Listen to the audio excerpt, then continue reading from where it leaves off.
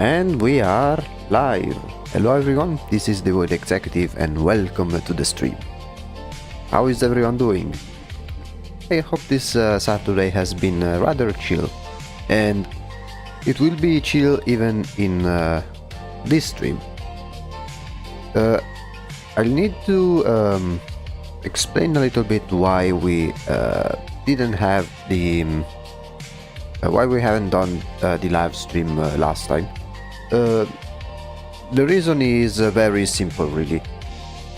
I had to attend an old friend of mine performing at a local bar, and it was a promise that I made for him because it was his first. He has a band, and it was his first live show performance. It was something that he was already decided a few weeks prior, but I forgot to let you know, guys. So I had to cancel the stream because it was in the same hour during the evening. So it is nothing serious, if you guys were wondering. But now we go back to the scheduled programs, and with today we will continue where we left off with the second animal robot that we were making. The one that looks more like a deer, but it also has some radar equipment. Hello, welcome to the stream. Today, since it is Saturday, we'll do just like we did last time, which is halfway half of the stream it is dedicated to continuing this drawing, and then the other half will do some chill gaming session. We'll play some Deadlock. We'll do a couple of matches. Very simple stuff. So I say we can begin.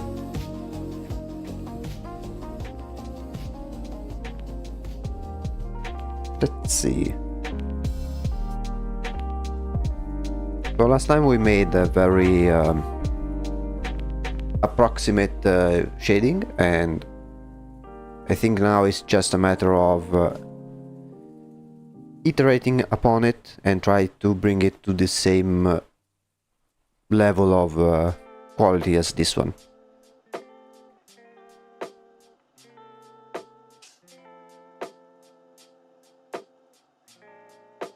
Let's see.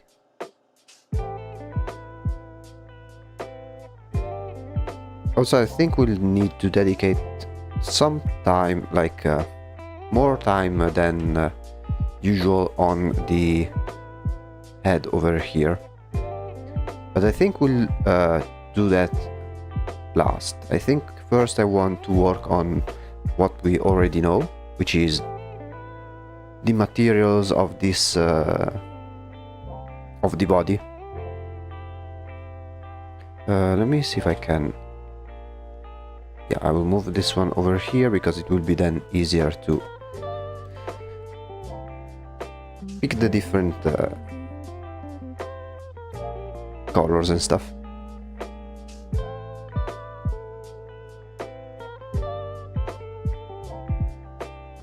Then we also have all of the other references on another screen, but I think those will be less necessary, at least for this first step.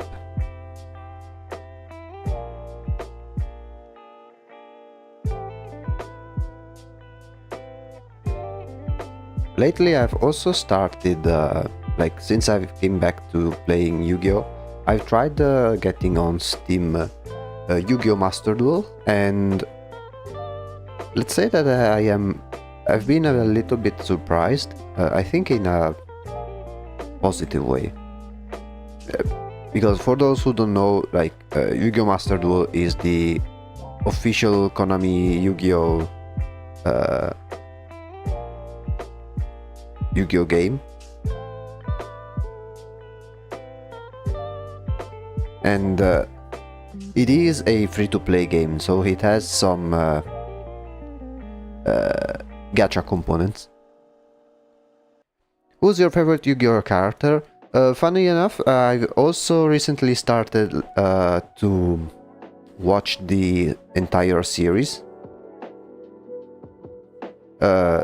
Just recently, like a few days ago.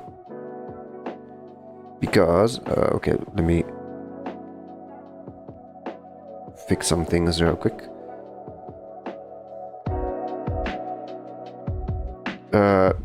Because when I made like back in the day, I remember that I barely watched the first 3 seasons, and the one that I watched the most was Yu-Gi-Oh! Zexal, which was the one with the Xyz monsters. But even at that point, I at one point just stopped watching it. So lately I've decided to start from the very beginning, and I've started watching the very first season with Yugi, like Yu-Gi-Oh! Duel Monsters, right? And so far I think Yugi is the coolest character, although it has that bit of a plot armor that it's present in every Yu-Gi-Oh! Series ever, which is like every time you think the protagonist is about to lose, they pull off some bullshit. Oh, I draw the right card at the right time and I win. Which, I mean, it's okay since it's it's a cartoon and stuff like that. So, and it is the protagonist, but sometimes there are some situation that you just say like, that's bullshit. If it was like a real it was a real match, it wouldn't have done any of that, which is, yeah. Also, I noticed like another thing about the original series, like, and it's in the way the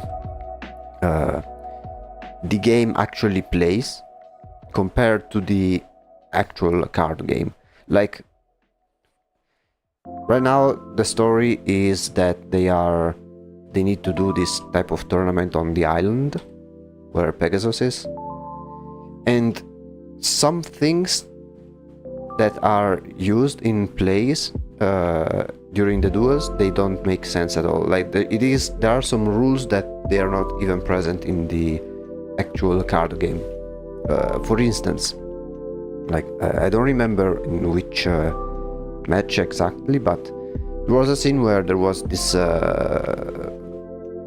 opponent using like a winged monster, right? And then the other like drops a monster that is stronger, and he tries to attack that winged monster, but then basically he dodges the attack, or the attack is ineffective because apparently like monsters that are on the ground cannot hit monsters that are flying. And like it's something that doesn't exist in the actual card game. Like, they are applying in the anime some rules that are more similar to something you would expect in Pokemon. Like, oftentimes you find things like, oh, my monster has a flaming sword, so it is stronger against your monster that's made of ice, and that kind of logic,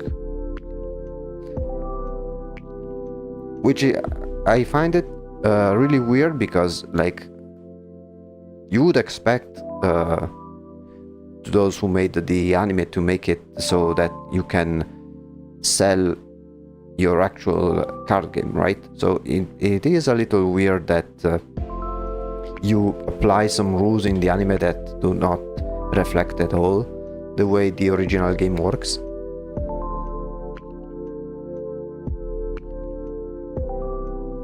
So that is a bit of a weird thing, I think. If I recall correctly, the series was made first and the game after.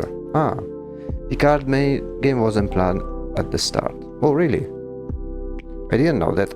I knew that the creator of the game, he was inspired by Magic the Gathering, and that's why he made the actual card game. But I didn't know that the anime was made first. I know that there was a manga first, and in the manga, Yu-Gi-Oh! Was simply one of many games they would play. Like, if I remember correctly, in the manga there are different board games, and the story wasn't centered around Duel Monsters or Yu-Gi-Oh!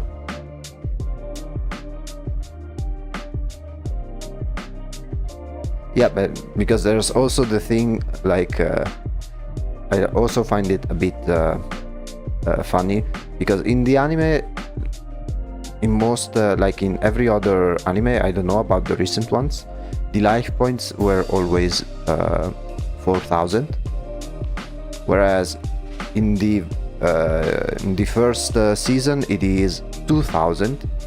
And it always makes me chuckle, because in the actual game, the life points, they are 8,000. It's also kind of like rewatching the old series with the old monsters and effects and stuff like that. It also makes you wonder how far the game has developed. Like, it looks weird when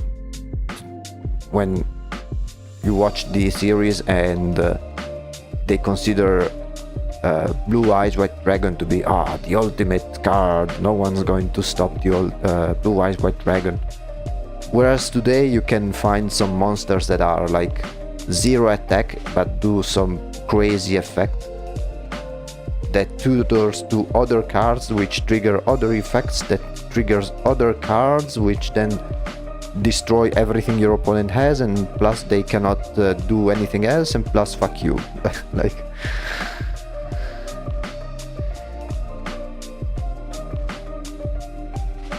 one thing that I noticed when going back to playing Yu-Gi is that the game got, I think, way more complicated.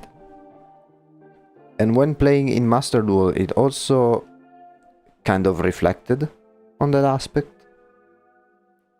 Because there are some turns in which, like, you basically don't do nothing but stare at the opponent doing 50,000 combos and summoning a guy, then removing it to summon another guy, which then brings the old guy back on the field, which then brings 5 other people in the graveyard, but then the graveyard triggers those effects and then they do shit. And like I had like one instance where there was this guy who on the very first turn, so it wasn't even I didn't even get the chance to do my very first turn.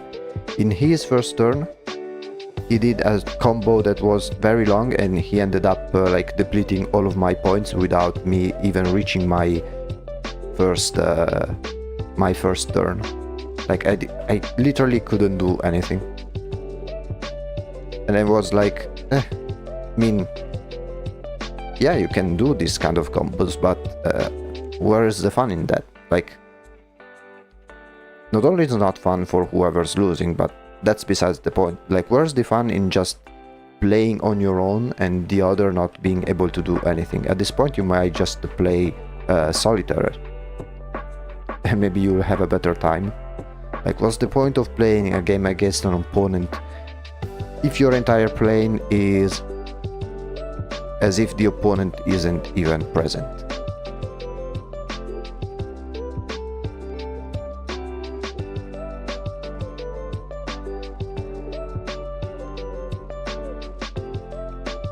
I know what you mean. The last time I played Master Duel, it was with a friend who was doing fusion summoning with so many steps. Then I used a magic card to destroy the strong monster. Yeah, I mean, there are some of those moments where someone does super combo and this and this and that, and then you use like one card and then win. Like yesterday I have a couple of decks, but in Master Duel I only managed to make one, because, you know, with the crafting system it can be a little bit grindy on Master Duel.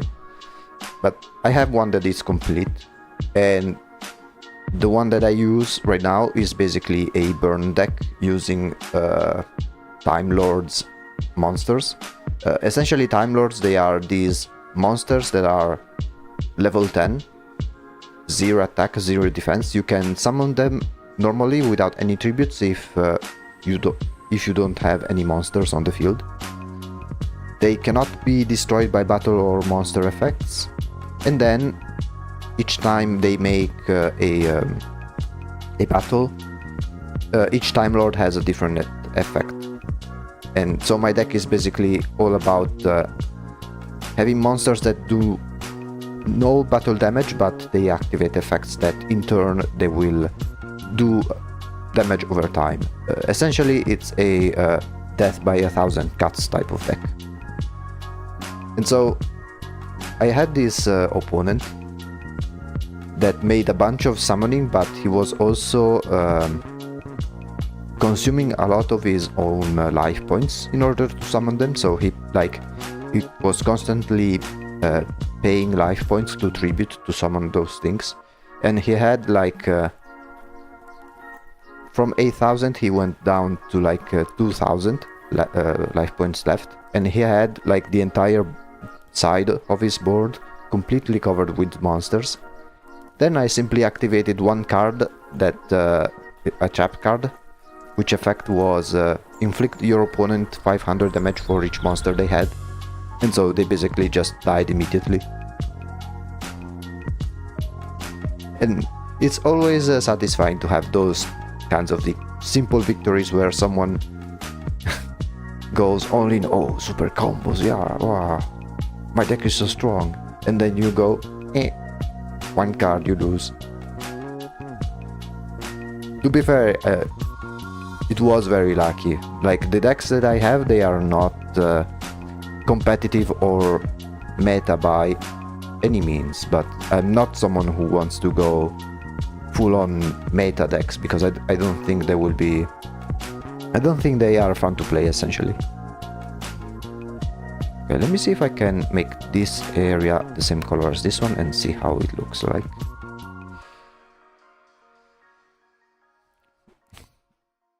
Because, I mean, first of all, I came back into playing Yu-Gi-Oh! Because me and an old friend of mine, like, kind of got back to it, and which is the same that I went with to see him perform yesterday.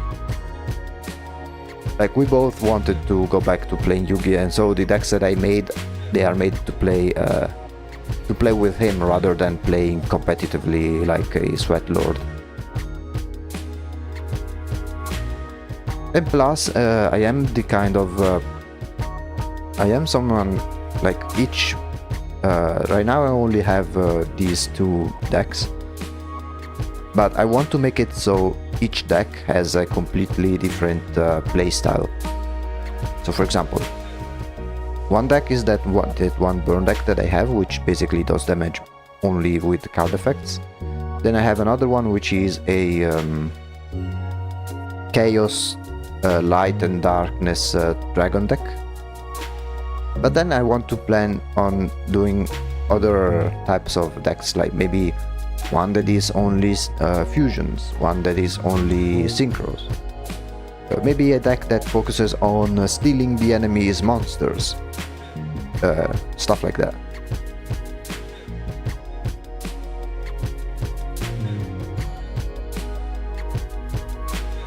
And yeah, with dual monsters, like, it kind of surprised me because I mean, I was expecting it to be a lot more pay to win, because it does have microtransactions, like because you pay gems to open card packs. But the way you can get gems is fairly generous, and unless you are someone who wants to build like 10 decks, it's not that big of a deal to grind a little bit, because then you can open the packs and yes, you get the cards that you don't need most of the time, but then you can recycle them to craft the ones that you need. Could you share the names of the brushes you use? Your work is amazing. Or what pack do you use? Oh, thank you for the compliment, by the way. Let me see if I can show it to you, because of the way. Let me see if one second. I want to check if it's visible when I write. Okay, yeah. I need to place it on full screen mode so you guys can see the menus that appear when I right click to change the brushes. One moment.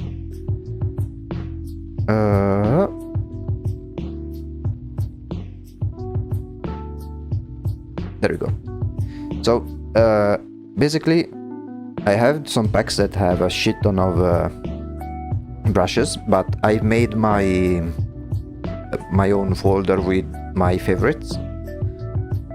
These are my favorites, but the packs which I grabbed them from is Houston Sharp brushes, which they are free, which has a bunch of different brushes you can choose from, but the vast majority of them, they are very situational.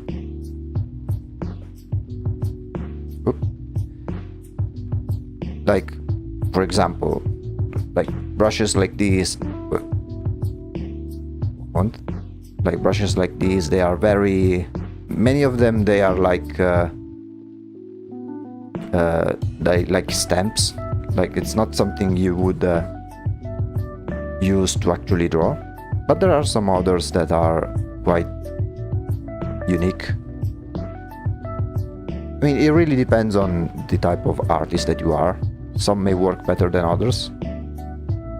Some have some different effects, but there are also some like normal ones. For instance, like something like this, or the old change in texture and flow. It's mostly texture, but there's so many of them that like the majority that I use are either this one over here. I used to use a lot of this one, but I'm not using this one as much anymore. This one for harsher, maybe more textured effects. Then if I want to be very, very precise, especially maybe in the sketching phase, I use a simple hard brush. If I want to do like clouds or something, there is this one. Or let me go down. The Houston Sharper is a huge collection. Then there's this one over here, but I don't use it that much, to be completely honest. This one should be like more painterly brushes. I think I should try and use them one day. Maybe we could try and do some paintings with them. For the clouds, I brought this pack that specializes in making clouds. So there's different cloud-shaped brushes, but I only use them when I want to make very specific, like realistic clouds.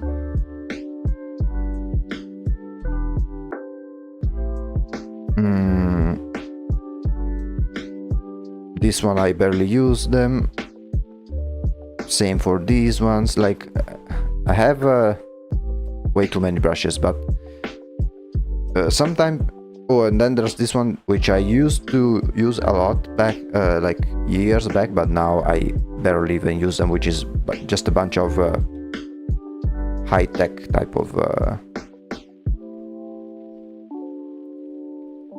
brushes. But I barely use them mostly because it is a very old pack, and so many of these brushes are low resolution compared to what it's being used today.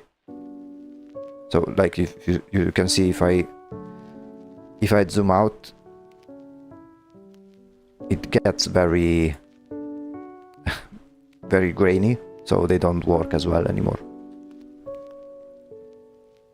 Although, I mean, technically you could also create your own brushes, but I am a bit lazy. Plus I do find myself pretty well with the ones that I already have. Let me remove the full screen mode.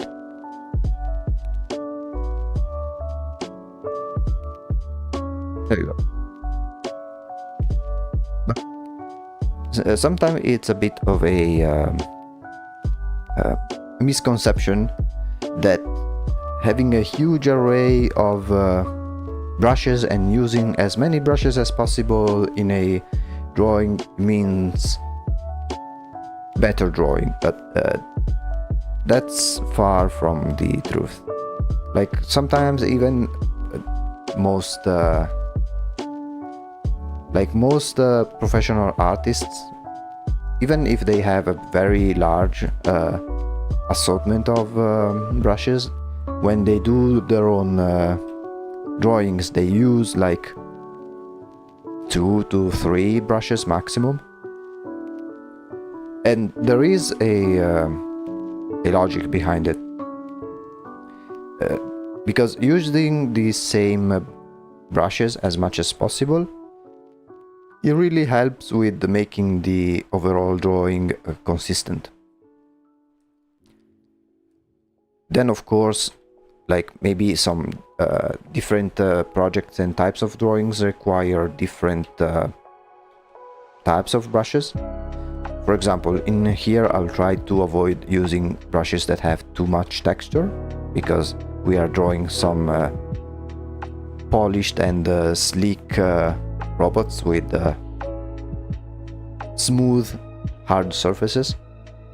So maybe using a very painterly one is not the best choice. It all depends on what types of drawings you want to make. But using like 10 different brushes on the same drawing isn't something that I would necessarily recommend, especially if you are just starting to draw, because it is a bit redundant, and I think it will confuse you more than anything, and you get a bit too reliant on the brushes. Like, the skill isn't in the choice of brushes, but rather in how you use the brushes. Like, you can have a good exercise that we might try is wait, actually let me show,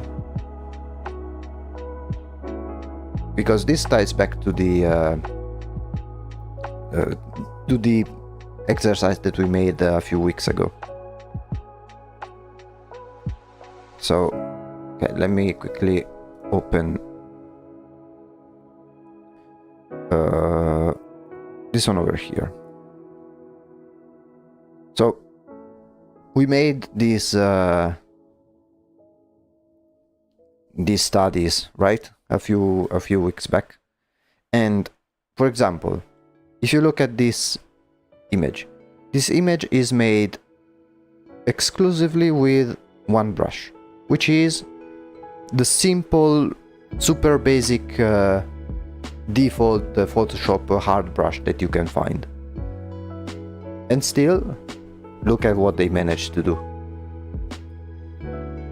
So sometimes having a bunch of brushes, like even this one, I think it's mostly made with this same type of brush, because you can see how this type of texture kind of repeats over here as well. Or maybe even here, like you can see how the brushstrokes are made of the same type of brush. It looks like it used a lot of different brushes, but in reality they mostly used a few number of brushes, if not only one.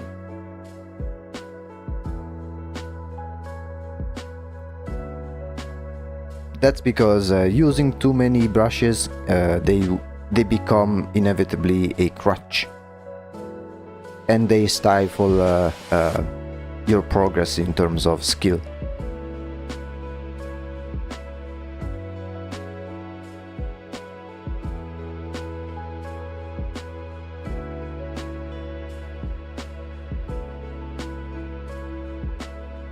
So yeah, if you can, try to use as fewer brushes as possible, because then you will train to use your hand to give the effect that you want to give, unless it is something very, very specific.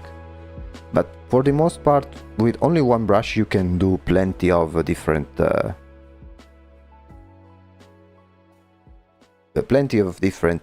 textures and lightings and things like that. Like a lot of things that will give it that realistic look is how you control edges. Like, some things that people often overdo is they like smooth the edges too much, even when they shouldn't, and so you get an image that is a bit too how can I say, too blurry. For example, let me see if I can find a brief example.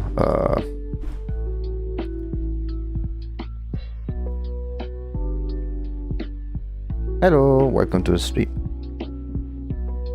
Okay, so let me see if I can find a quick example.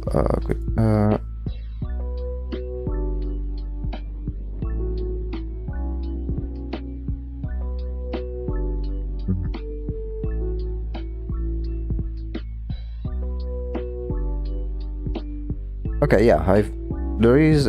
Okay, this is a good example. Do you like drawing requests? I have two different methods. If you want a specific drawing made for you, I can do commissions. Otherwise, if it's something more generic and like you only would like me to do something like generic, you can give your own suggestion. And basically the way this works is you people can give suggestions on what I can try to do, and then I will put them in some sort of wheel of fortune, and whenever we finish one theme we spin the wheel and see what will be the next theme. For example, this one over here, actually let me just straight up show you. I think it's a better option. Wheel of names.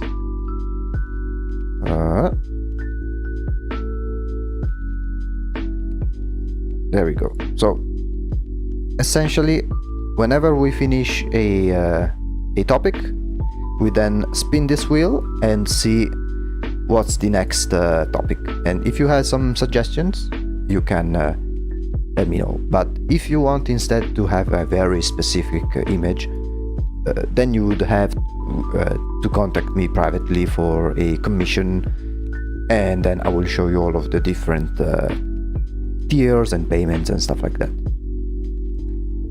The rest is to draw Miles Morales from the Spider-Verse.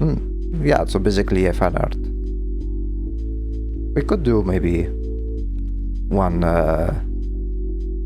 study of some characters. I think I've already added something like fan art of a specific someone. But until then, we need to finish this one first.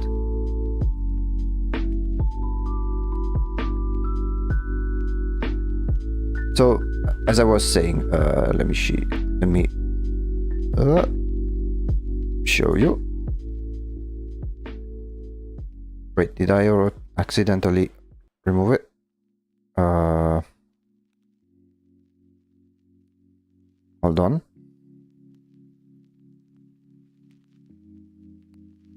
There we go.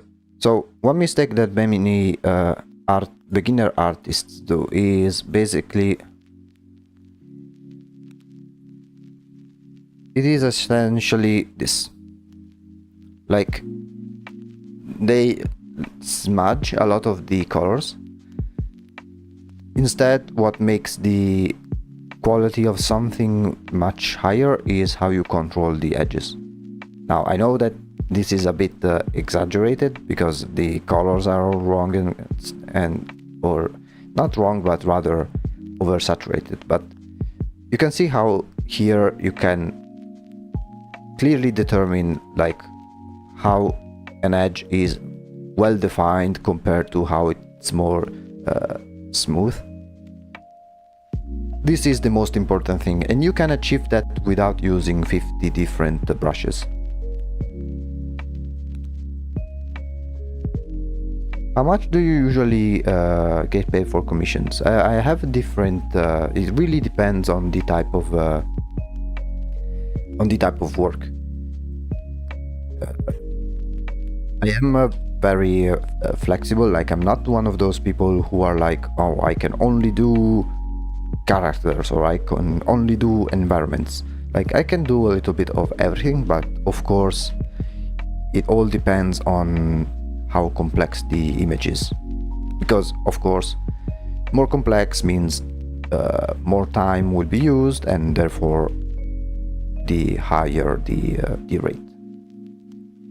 But if you are ever interested in having commissions, we can discuss it privately. You can either contact me or privately on Twitter. Yeah, I think if you have Twitter, that's my main. Like, I think it would be easier if we talk over there and we will discuss the entire tariffs. Plus, one thing that I like to do is, if someone wants me to live stream the entire process. So let's say that we agreed on doing a commission, then I will ask them if that's okay, if I can stream the entire process. So that can be also an opportunity for the client to watch the process and how I work, and see how things are developing. My goal for the year is to make my own comic book, which is about a superhero known as Bug Boy. He's based on a bee. Yeah, I mean, my piece of advice is to start doing it now, if you can. Do not be trapped by... wait, I don't remember the term. Yeah, don't be trapped by procrastination, which can be a really big issue, and it is something that I often struggle with as well.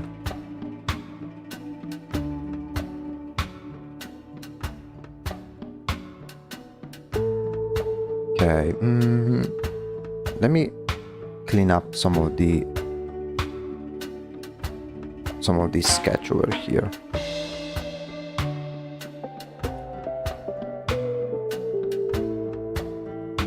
Yeah, the best thing is to start doing it now and see how it will work out. And even if it will not be the most amazing thing you've ever done, especially if it's something that you are doing it for the first time, that's perfectly fine. I mean,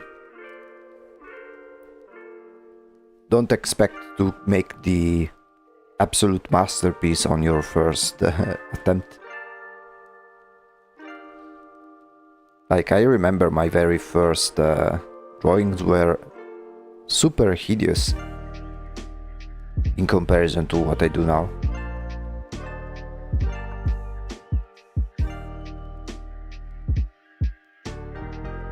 Have you ever done your own comic book before? No, I'm not. Like, I like reading comic books, but I'm not into making comic books.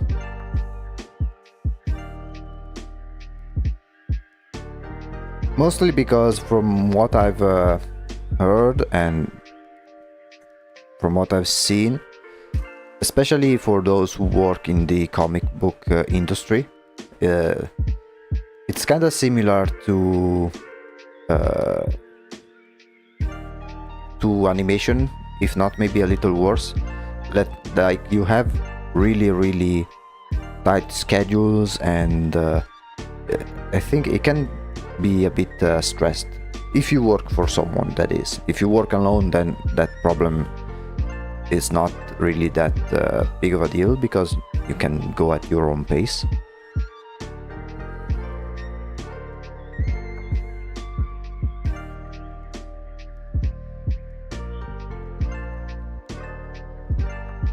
Plus, I am someone who likes... I know that many comic books have colors, but usually with comic books there is one person who does the line art and then another person who does the coloring. I am someone who prefers doing single images, all illustrated.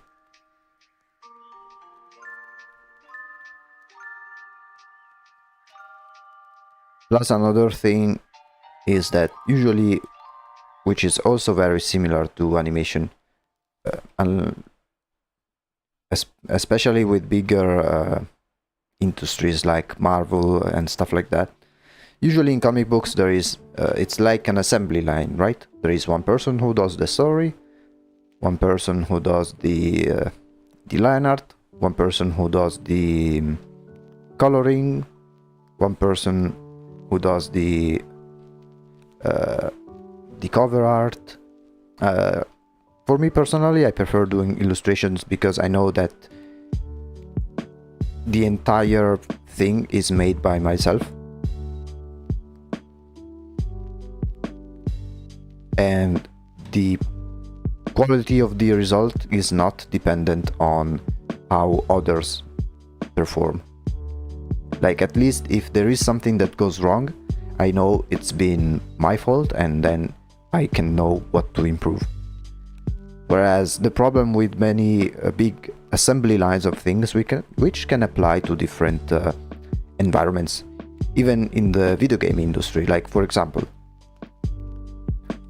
if you are familiar with games that failed miserably, like Concord and stuff, maybe the artist itself, or even like Veilguard, Highguard, it was a game that basically shut down after a couple of weeks because it wasn't a really good game. Like, you may be a good artist and you make the cool characters, but then if anything else down the assembly chain goes wrong, then the entire product goes wrong, and then you don't get the recognition you deserve.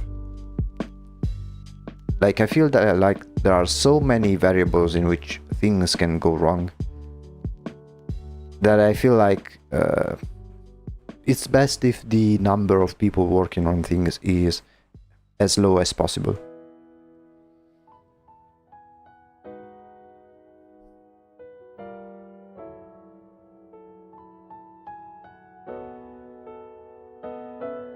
Which is why I usually tend to prefer indie games over big studios.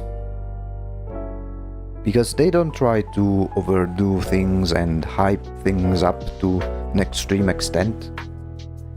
They do something just simple, that works, that has passion, which is very important, and that you can directly appreciate each individual person that's work on the project.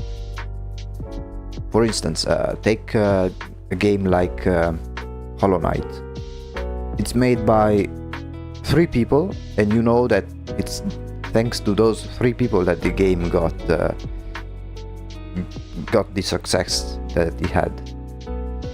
Whereas with big games like, I don't know, Assassin's Creed or stuff like those projects which worked like over like 1,000 people or more, like let's say that even if the game is successful, your name kinda gets washed out and forgotten among all the others, which is something that I'm personally not a big fan of.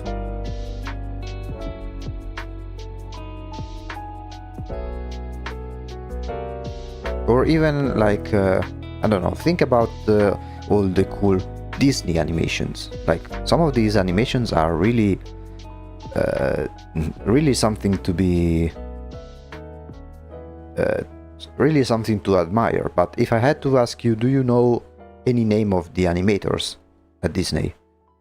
I don't think you can even name one person unless you are someone who is really passionate about animation in general. Or at best, maybe you can know about maybe the director of some movies and stuff, but that's pretty much it. Which is a bit of a shame, if you ask me. Which I think is one of those problems in working in big industries. Like, yeah, there is some sort of prestige into working into a big company, but then you simply become one step in the assembly line. I do not want to say one cog in the machine, because that's a bit too I don't know, too doomer pilled, but sometimes it does feel kind of like that. Besides, there's been countless cases of people that worked at Disney or stuff like that, but then, or those big corporations in general, but then they left due to lack of flexibility in terms of how creative people can be. For instance, if I'm not mistaken, when the creator who made not necessarily I don't remember, it was Tim Burton maybe that made Nightmare Before Christmas. That was supposed to originally be a Disney movie, but when they pitched this story, Disney was like, hell no, that's not for kids. But then they made the movie not under Disney, and they had a tremendous success.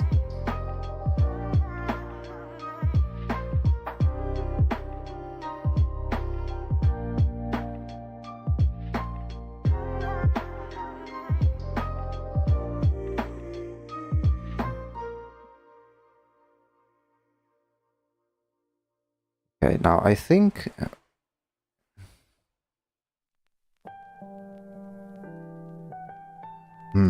okay, let me try and do something now. The sketch is all in one. I want to separate the sketch of the body with the sketch of the antenna, so we can work on them separately without messing up the work too much.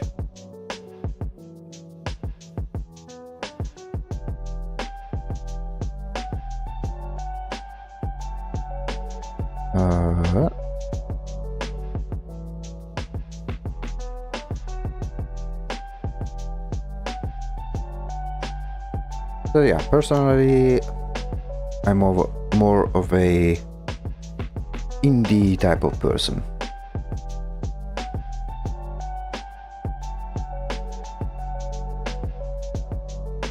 Mostly because I am someone who wants to eventually be recognized for what they do, and not just be a name in the ending screens that nobody watches.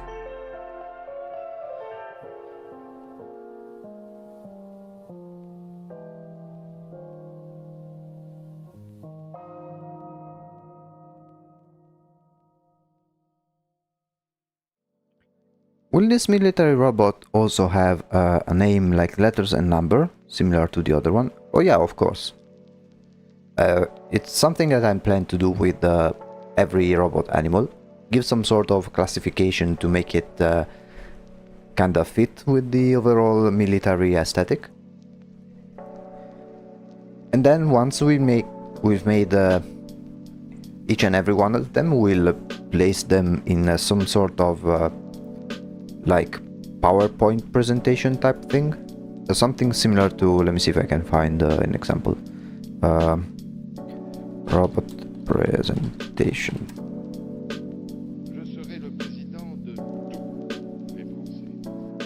Template, maybe something like military.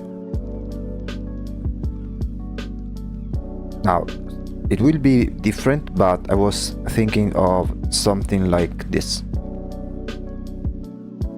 Like presenting to you the robot XYZ Mark 1. And then we'll place the art that we've made. And then maybe add some specifications on what they do. Maybe also add like a silhouette of a person to show the size comparison and things like that. It is something more of this is a project that's more like concept art instead of full-on illustration. Something like it will be something like this. Let me see. I think I have some in the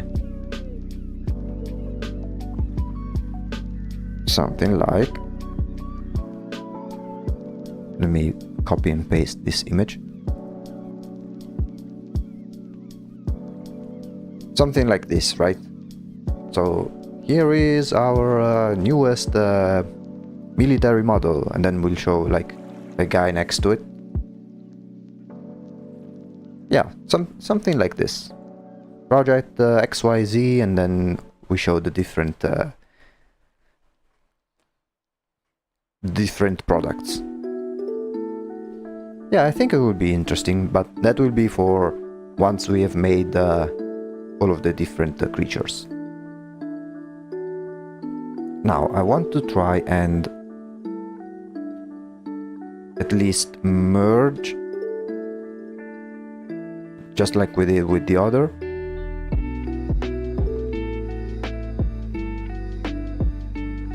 Merge the color layer with the sketch layer and see if we can manage to make it work. Because now it is a good opportunity to try and clean some parts without having to juggle between two different layers. Oh, what happens? Ah, we have a raid! Oh Jesus! Ring the alarm! We have a raid! Hello, hello! What's up? Welcome to the stream. I kinda got me by surprise. The second raid ever on this channel. Hello, hello. How are you guys doing? Thank you for the raid.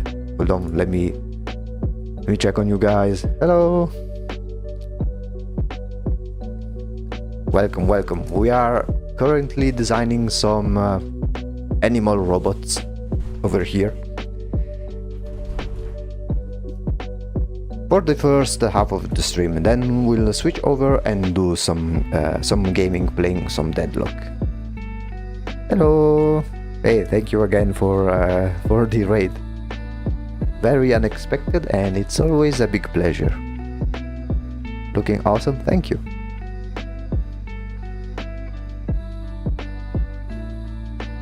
So it's a project that we've been making. So far we've already made one robot animal. Now we are doing the second one. This is the first that we made, just to kind of establish the overall mood and design. And this one is more of a multi-purpose type of thing.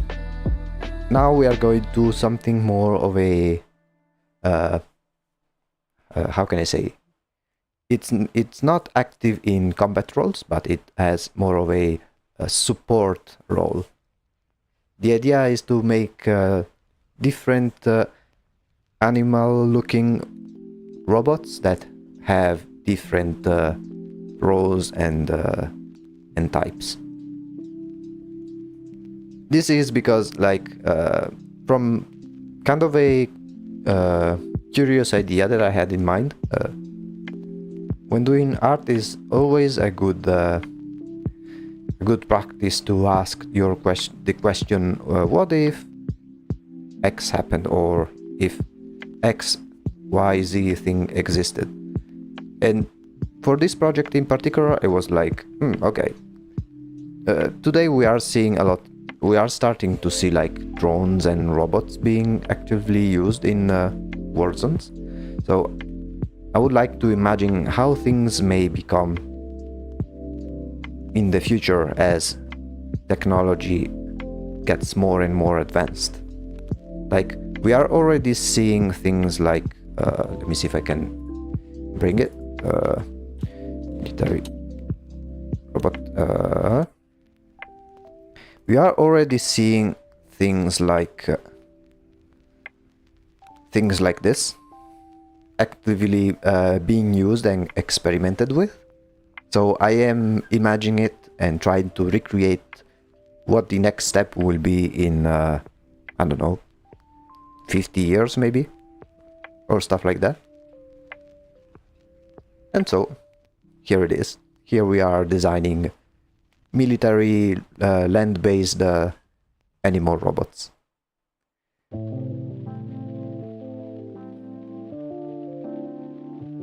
Of course, with some good dosage of sci-fi elements, but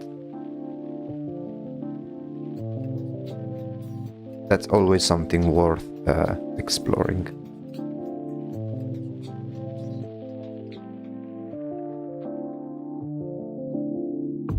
I'm really kind of stunned from the raid, but it's always something that I appreciate. Now we still have like I don't know. We'll still work on this for around like 20 minutes. We've been working for the past hours or so, and then we'll do some Dead Dog gaming if you guys are done with it. Hey, thank you for the follow.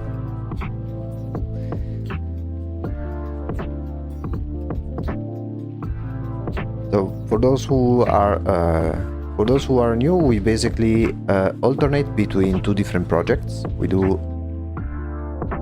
4 streams a week. We alternate between this project and then which is done on Wednesdays and Saturdays, and then another project which is done on Mondays and Fridays. Have to raid and run. Sadly. Have a wonderful rest of your stream. Hey, thank you. Thank you again for the stream. It's really something unexpected. Okay, let's see what else can we improve in here. I want to wait to add all of the different labels because I still want to improve some things in terms of materials. Now that we have merged both the color and the sketch layer, I think we can polish things up appropriately.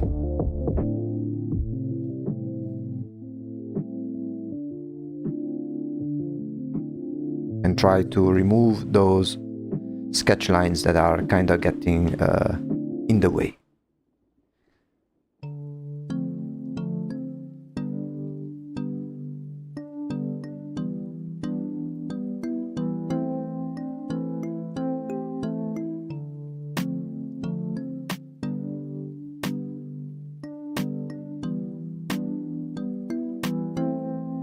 What's the second project about?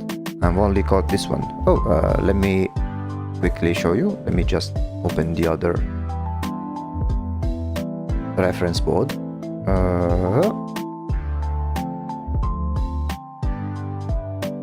It is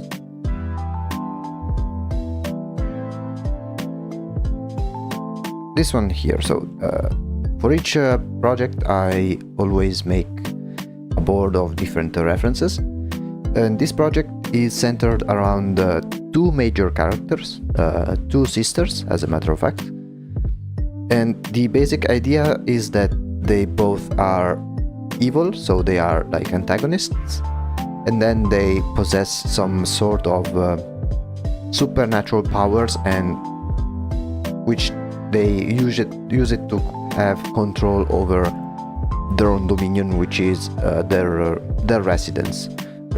Think of it about like each sister having their own version of House of Horrors type of thing.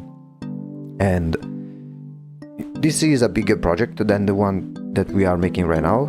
Like the one we are making right now, once we made the robots, that's concluded.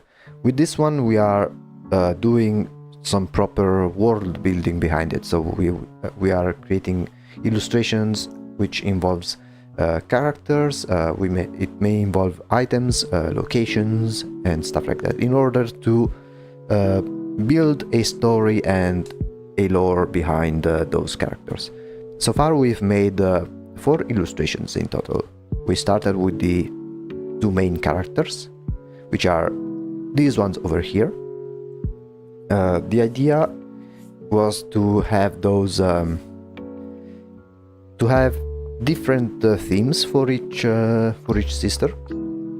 One acts more like a like an evil Alice in Wonderland type of thing, and she uses biological stuff as her weapon or dominion power.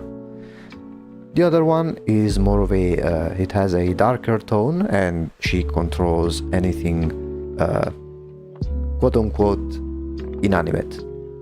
Like she uses toys and puppets and things of that sort to control.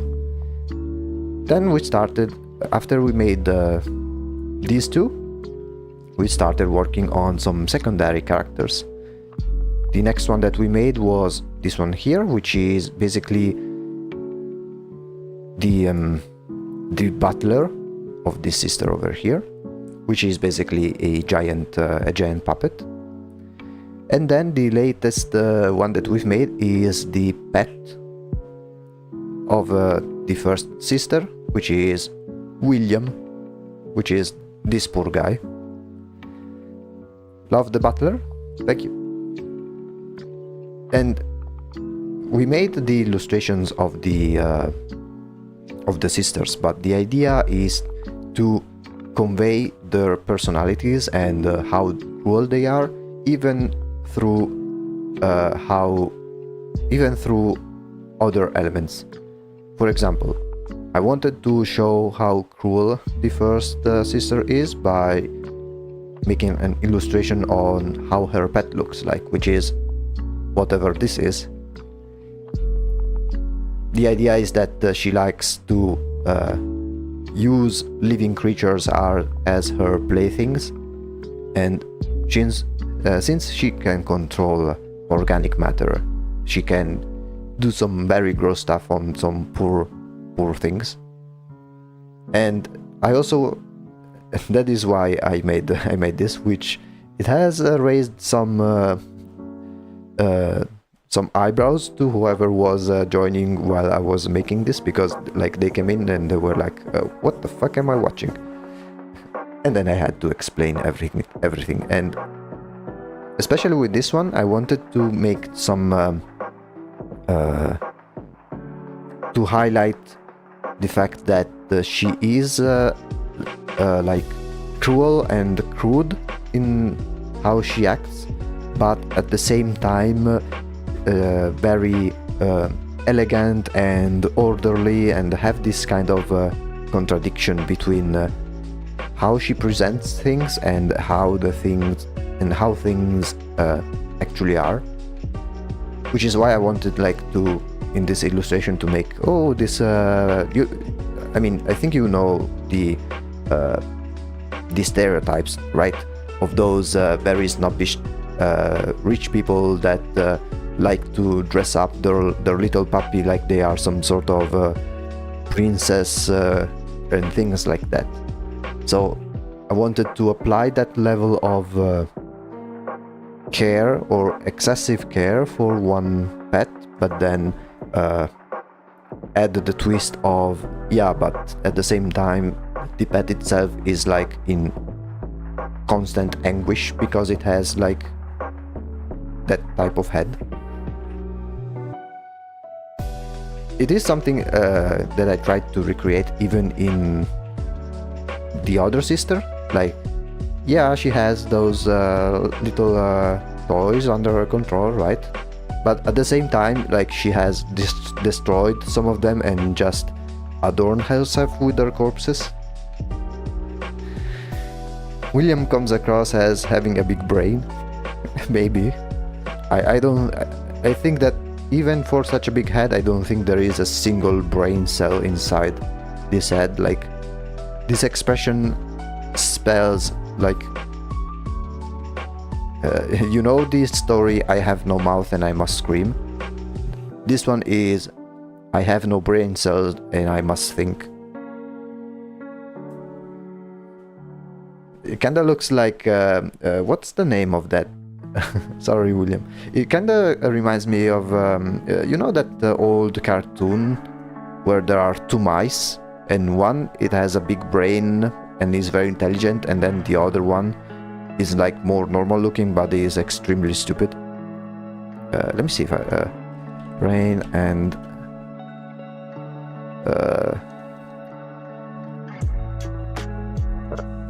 cartoon. Let me see if I can find it. Yeah, Pinky and the Brain. It kind of reminds me of this guy over here, although in dog form.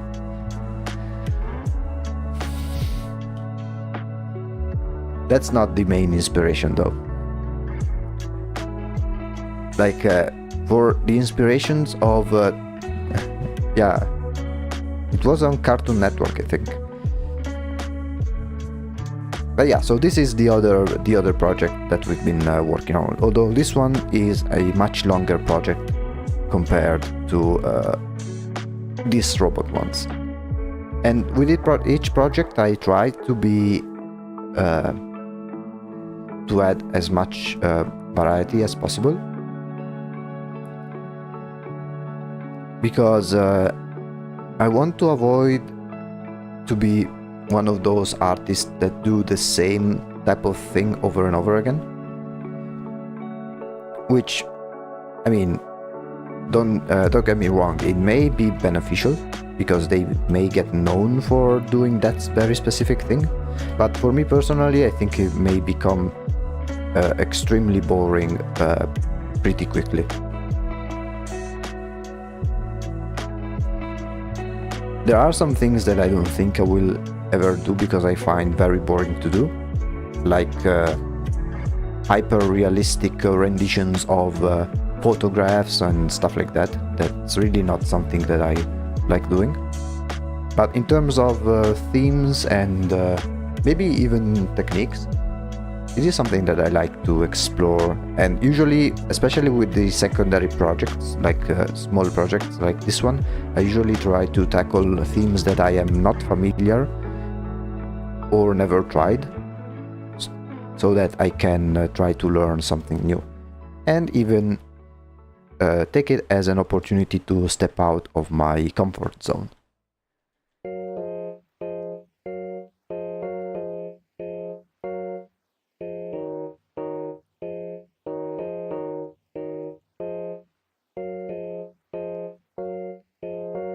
Something very, very simple. Then it's always done in a very chill manner, without any pressure or deadlines and stuff like that. Like, I basically do this for fun. I mean the streaming part. But other than that, I am, I don't know, I want to call myself a professional artist, but it kinda sounds a bit pretentious, but I'll let you guys be the judges of that assessment of my capabilities. I do take commissions if anyone's interested, but I'm not someone who says, please take commissions.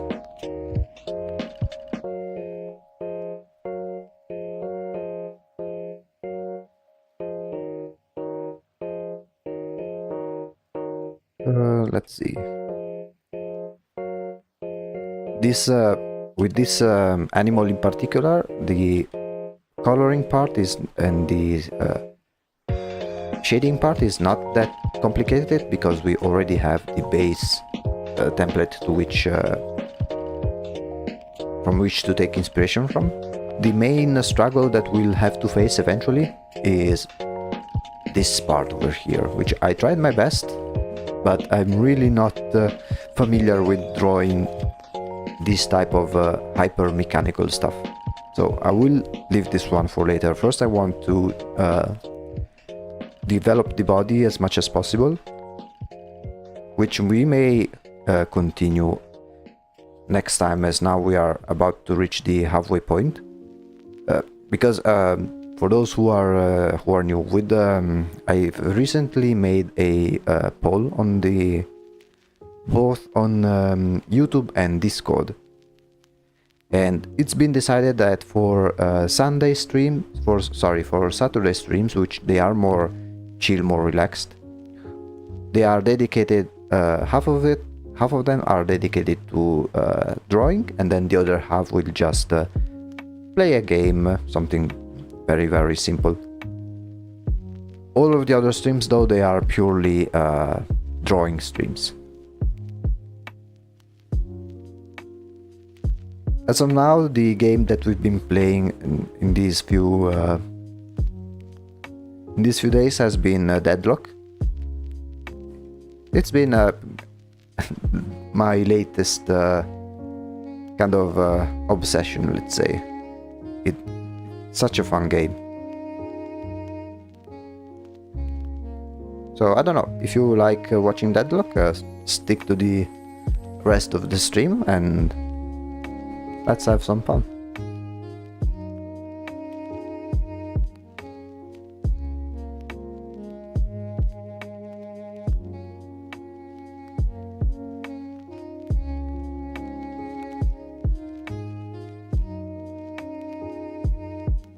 By the way, for those, especially to those who are on Twitch, if you ever want to know whenever I go on live, there is a countdown on the information page that will tell you exactly when the next stream is going to happen. Have you played Death in Texas? No, but I have heard of it. I don't remember what type of game it is, though. What genre it is? I have like instead Have a Nice Death on my Steam library, but I have yet to play it.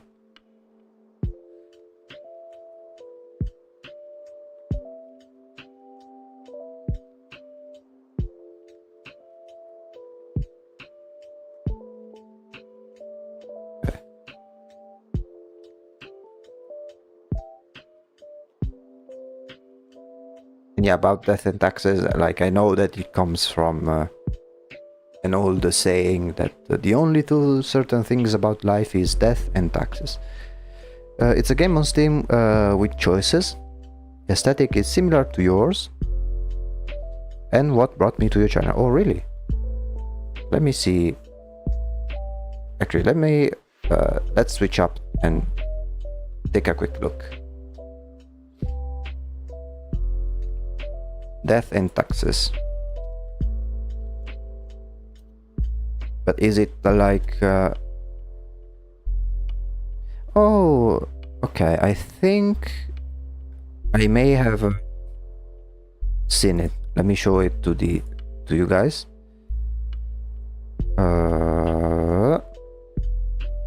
If it allows me to. One moment.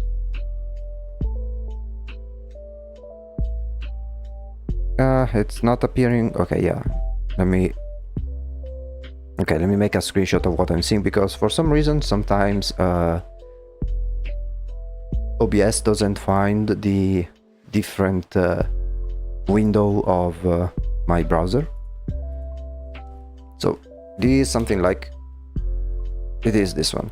Is it like a Papers, Please type of game, where you basically need to approve or deny certain people based on different characteristics? Now I may remember this one. If I think, yeah, you basically like watch their profile and decide whether they should die or live. Kind of, but less strict. Yeah. Another game that is very similar in concept that I want to try out is No, I'm Not Human, which people have said it's a really good game with horror elements, which kind of works in the same way. I played that. Yeah, I've only watched like the very beginning of the game, but then I was like, okay, I should stop watching it because I don't want to spoil it, because I want to eventually try and play it for myself.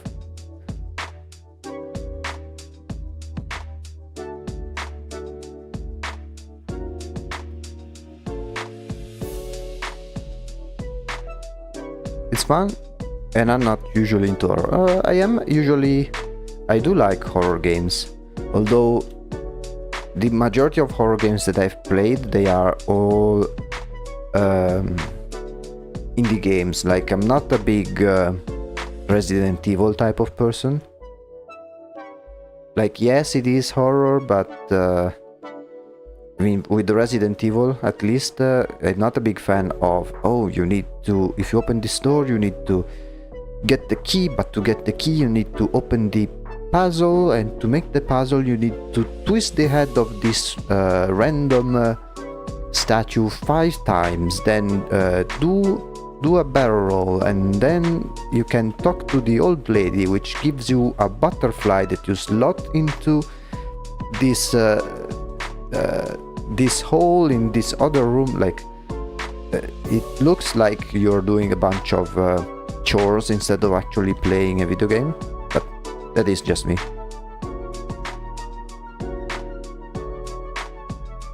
Like, one of my favorite horror games that I've ever played was Darkwood, which is it has a very unique, it's like a survival horror game, but it has a unique story and way of doing horror, because it is a top-down type of game, and they give you a vision cone, so it tackles horror in a very different manner. Highly recommend it if you guys are a big fan of horror. Okay, let's see briefly. I forgot to take a screenshot on how it looked like before. Let me quickly get it back up, because one thing that I, for those who are new, one thing that I like to do is take a snapshot on at the end of each session, so that I know exactly when and if I made progress between one session and the other. So for instance, in this case,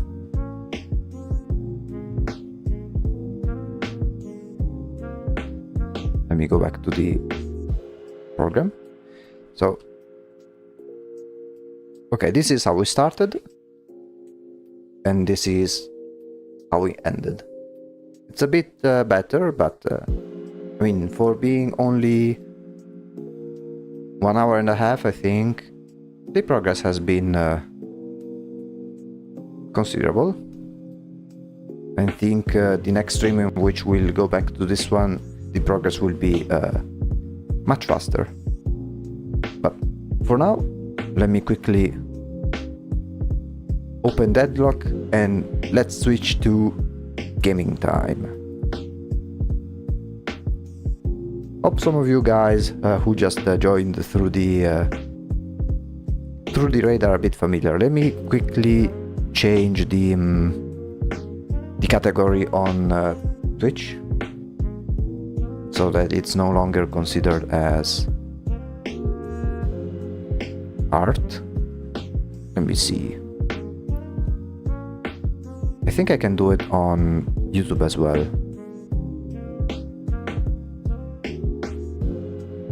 Deadlock.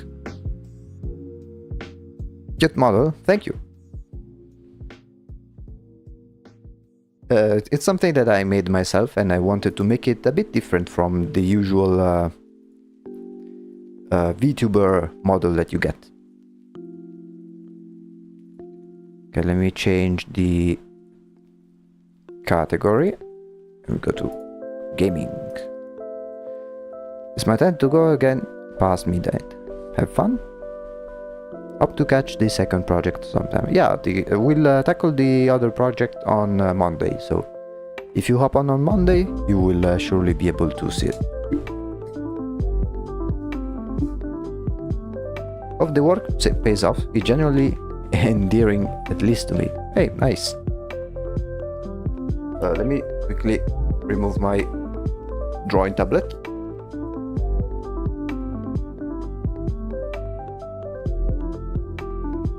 And now it is gaming time.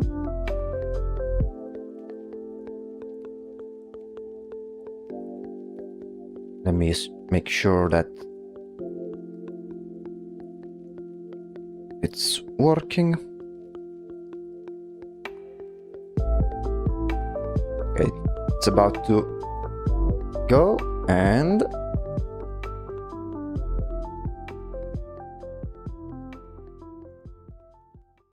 There we go.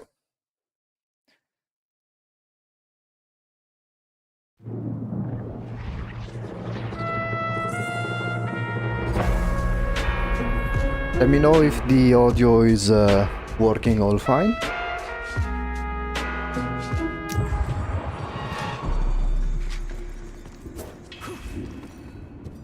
I don't remember if last time we managed to win or not. Oh yeah, we are in a bit of a losing streak. Let's hope that this time things will go differently.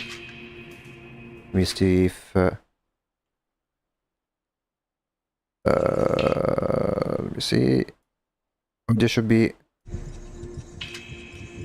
It sounds okay, but the game layout looks doubled on stream. Oh gee. Let me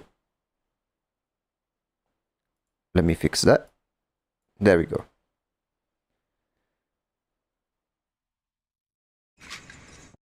Hold on, let me...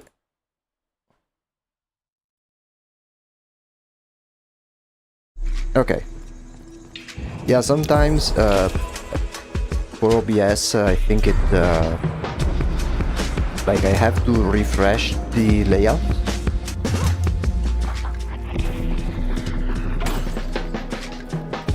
Hello! Yes, I do remember you. Welcome to the stream. We are doing this other half of the stream by playing some good old Deadlock. Let's hope that this time we manage to score a couple of wins.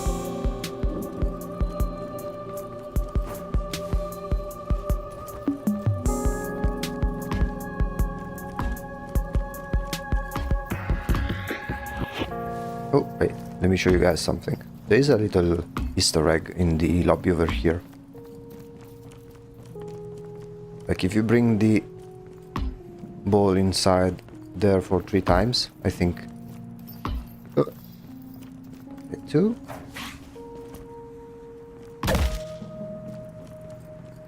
Ah. Come on.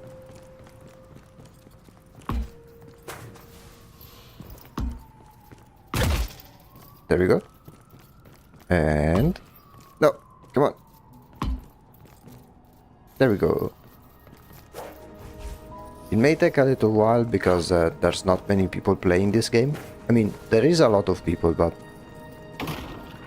sometimes it takes a little while.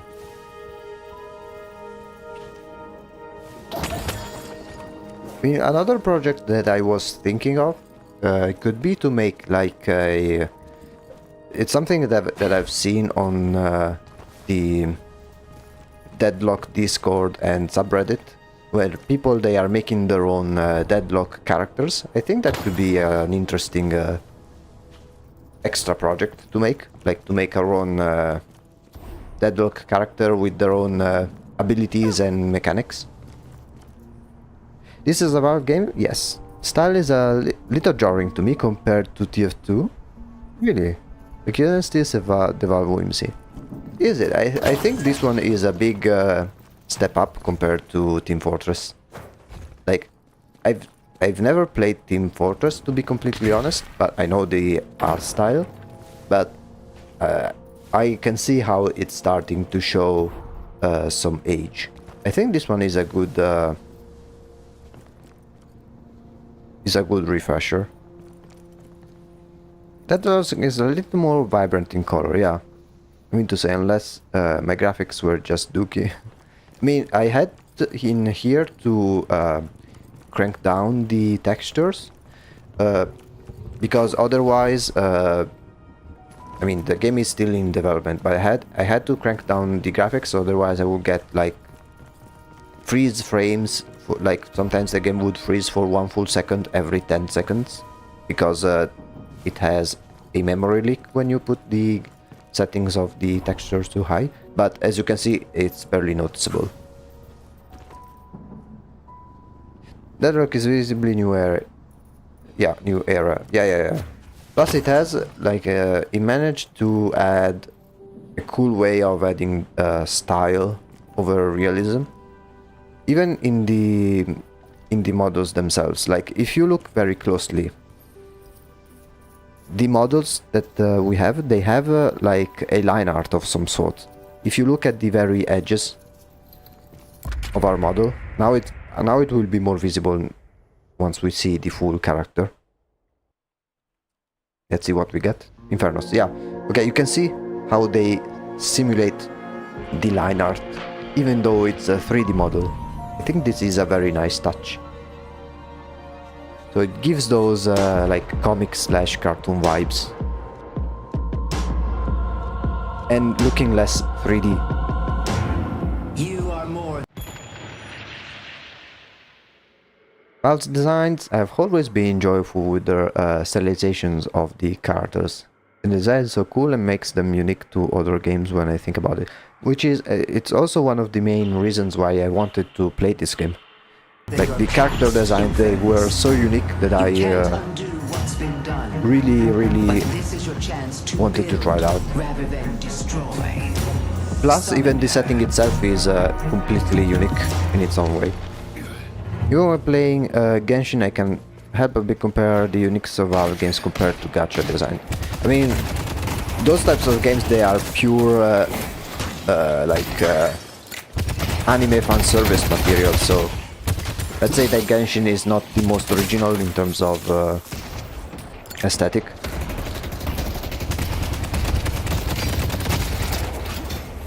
They are so good at silhouette and giving the idea of what the characters roll. Yeah. Plus the design itself, even in the colors, it's really something. It's really a wonder and a feast for the eyes. Yeah, they're right on fan service. I mean, it is kind of obvious, to be completely honest. It's I'm gonna light it's the default basic cute anime girl fan service. Something that's been seen over and over again. They butchered a cute steampunk doll girl, so just to give her a generic mini skirt, yeah.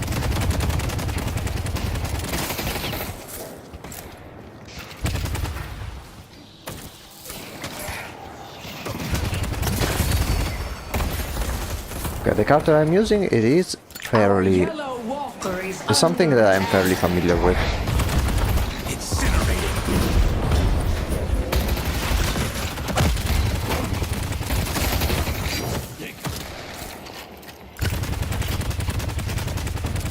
Ah, come on.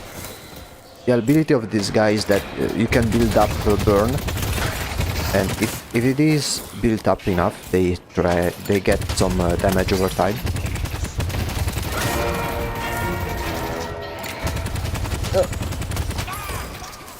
They even took away the one unique thing from her, which was the huge robot butler.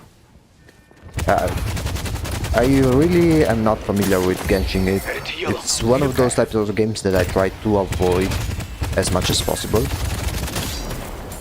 Like, I'm not a big fan of gacha games. Rough lane over here. Rough lane. I mean, you may consider like Yu-Gi-Oh! Master Duel a type of gacha game, but that's a core aspect of the game, or with most card collecting games. But I think the closest game that I've played that was gacha was Battle Cats for my phone. But even then I left it soon after because it was so grindy and pay to win. Yeah, Battle Cat. I mean, the concept is really good. The game is good. The problem is the monetization, of course. That's the big issue I have with most of those games. Like, I am usually someone who is very selective in terms of what games I play. For example, games like Destiny or Warframe, they are something that caught my mind, but I refuse to play them because of their monetization. Even if maybe the gameplay is something that I would appreciate, or even like the settings or whatever. But the main problem is the monetization, which is like, no thank you. Like, I don't want to pay this much money just to enjoy a game when I can buy 5 different indie games with the same amount. What about games like Don't Starve or Humans Fall Flat? Don't Starve is one I want to try. They have pretty interesting, but Don't Starve shows you into wild like a Newton. Yeah, Don't Starve is one of those games that have always been on the radar, but I never got the chance to try out. But maybe it can be a good opportunity to try them out on stream, who knows. I did watch some gameplays, but they are quite old, and I know that they added a bunch of content. I don't even know if there is a difference between Don't Starve and Don't Starve Together. Like, I don't know if they are 2 different games or if one is an expansion of the other. Don't Starve is generally funny in multiplayer. They had to rework an arsonist character because players use their to grief. Oh. That was about to get his legs broken. Okay, apologies if I may not reply immediately, but sometimes I have to focus in here. And this character over here, not because the other guy is very annoying because he throws dagger that fly bleed.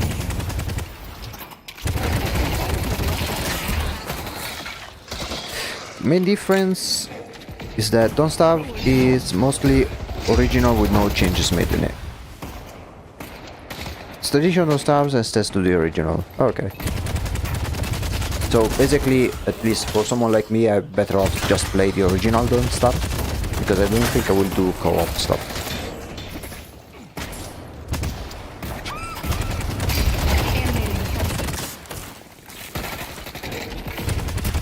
Let me see if I can apply some... Yes, applied some burn. Let's see who's still standing.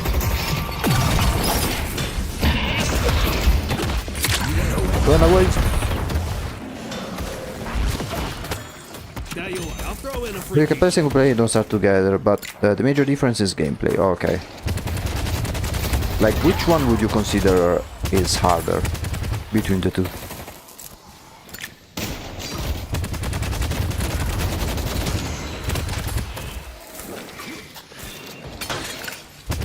Don't Starve also is expansion X, okay. Another game that I wanted to try out, but I didn't get it because it had too many paid expansions, was Stellaris. Like, it is a game that I can... It is something that is appealing, but then I watched the amount of content packs that they have, and I'm like, ugh. Because I am the type of person who wants to get the full experience of a game. But then you get games like Stellaris when they have a bunch of paid expansions, and I'm like, why? It's basically a space strategy game where you manage your own galactic nation. And you can decide whether it is an empire or a democracy. You have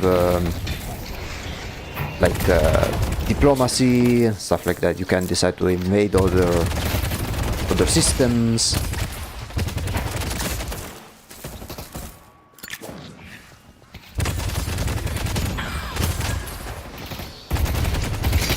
Like, sometimes like I am willing to pay for expansion, but it has to be a game that I really like. For example, I think the latest one that I paid for was for Blasphemous 2, which it had a DLC, and I just bought it because I really love the Blasphemous games.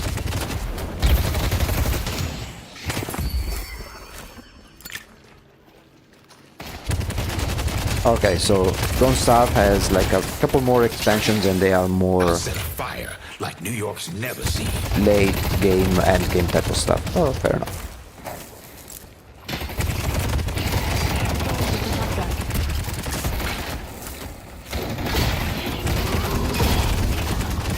Let's see if we can. Let's see who's still standing. Burn it down. On, we can get it. Let's get it. Nice. That I think they got the message. whereas if you want a gentle gameplay plus ending, I would go with Don't Starve, but Don't Starve Together is also pretty neat.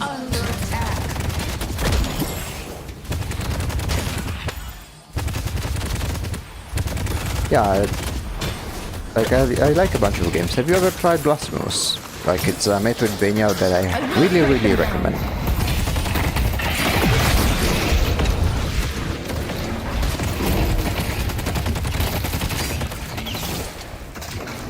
It's really a gameplay on learning how to survive. Yeah, I can imagine. Never heard of that game ever, really? Then I guess I will show you as soon as we... By the end of the stream I will show you some of the gameplay. It's basically, imagine like Metroidvania if Dark Souls met Christianity.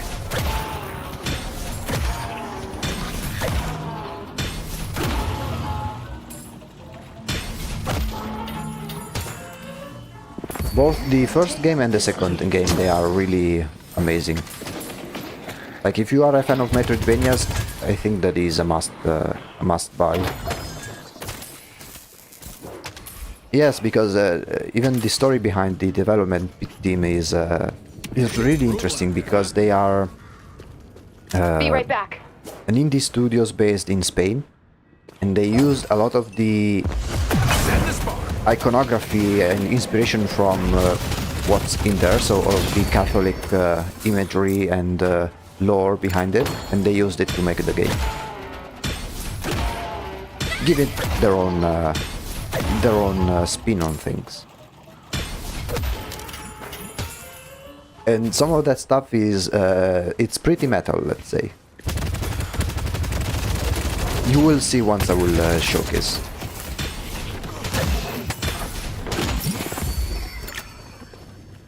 Generally love it Going to Doorman. when devs get really creative with their own culture. Yeah, I mean that's one of the best ways to approach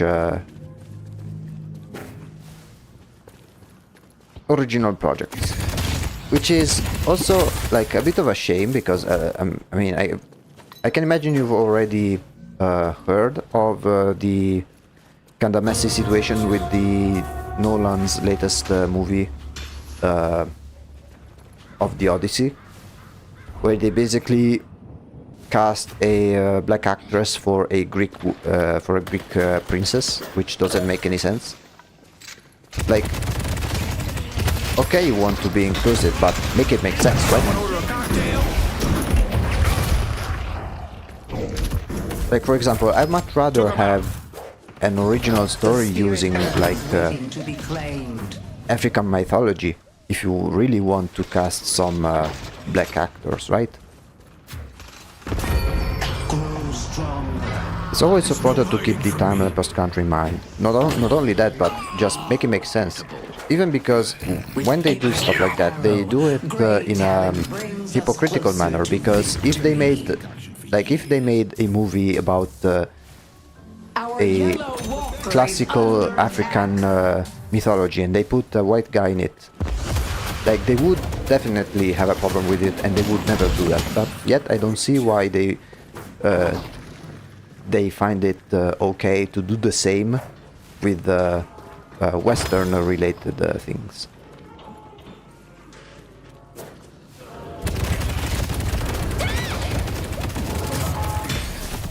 Like it's not because people may say, oh that's because you're racist, you don't want a black character. No, it's not wanting black actors. It's like each actor fits to a specific role. Just make it make sense. If you really have to cast black actors, make something that fits them most. It's like imagine like making a documentary about I don't know, Adolf Hitler and make it black. Like it wouldn't make any sense. Or I don't know, let's do white Martin Luther King. Walk away while you still have the chance. Like they wouldn't do that, so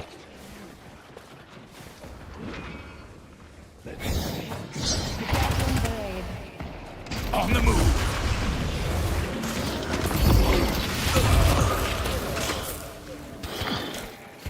We make a good team. I see Vindicta. Oh, Dogman. This one is a bit of a doozy to deal with. But I think we are pretty well placed in terms of amount of souls. It's not being racist to want something to be accurate. In Genshin fandom, if you call out stuff like that, the ninja kill you. I mean, do they do that sort of thing where they do characters where they... I mean, with Genshin I think it's a bit different because that's a totally new world and they can do pretty much whatever they want. I don't have the luxury Wait, of mercy. okay, I just noticed they changed the way the urn works yet again.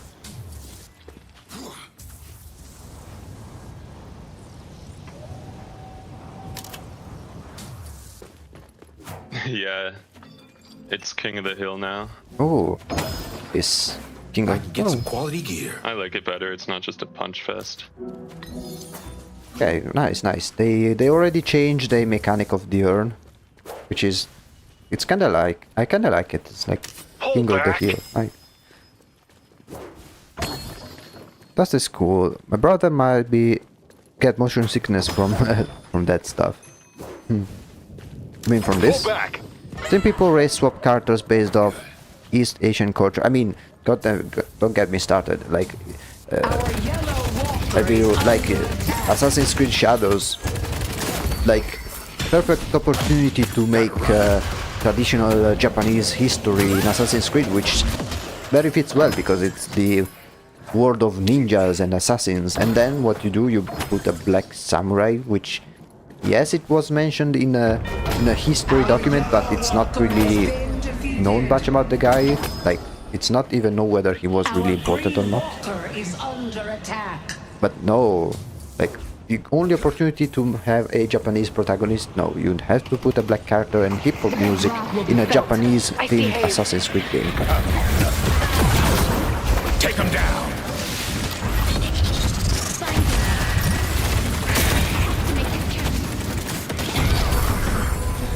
Not your day. It just reminds me the Black was an Inazuman character, the Electro Archon, who's like, you know, clearly meant to be Japanese. Yeah, I had that kind of stuff. Because Need to spend these I think this comes out of a place of burning a path. laziness. Because it's not that people don't want black characters, just want them in the right place. Just make a unique story for black characters. Like, I'm sure you can find a bunch of Nice job. cool stories from African mythology. And I'm not talking about like doing the Wakanda thing in Marvels, which it was a little bit ridiculous. Like, do actually something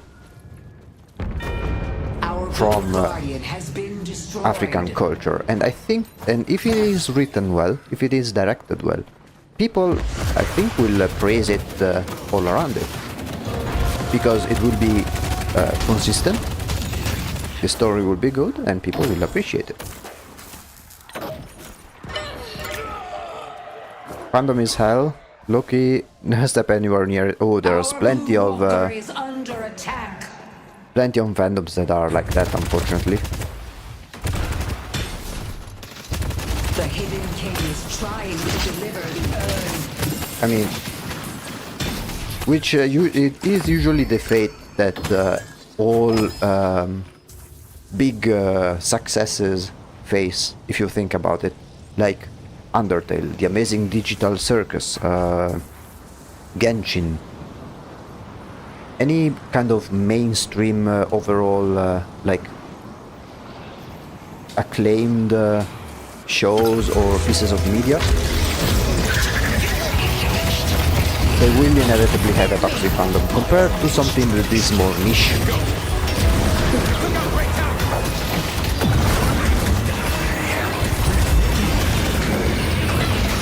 Come on.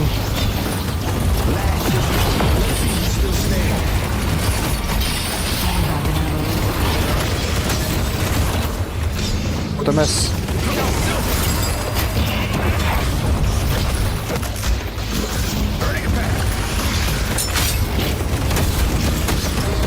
They can't stop me. Oh, damn it. But it will be your undoing. Damn it. Okay, this new mechanic is really something. I really like it.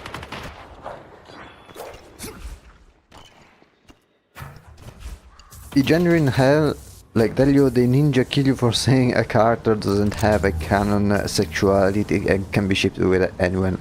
I mean, yeah, that is to be expected. It wouldn't be a true toxic fandom if they didn't complain about the character not being canonically of a certain sexuality or something. I joined Genshin the first place to really... 1 second. Hanging on the wild about me pissing off the feds. Graves opens the door for our victory. Begins. Apologies, 1 second. First Wave was probably a really well written villain. They like, but at this point they turned him into the scapegoat for everything and milk him to the end. I mean, that's kind of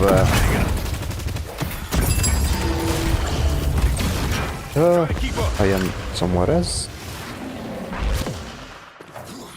There we go. I mean that's like Let's look at him make a statement. kind of the same thing with I think, like with the superheroes and stuff. But I don't know, with Genshin, to me it's always struck me as, oh, generic anime waifus and people jerk off to them. And that's pretty much it. Like, even in terms of gameplay, I don't find it that big of a thing. Like, to be honest, I don't even know what type of gameplay is it. I only know the gacha aspect. Genshin Moral Compass is so bad. So, I mean, so it is something like the average Blue Sky user you can find in there.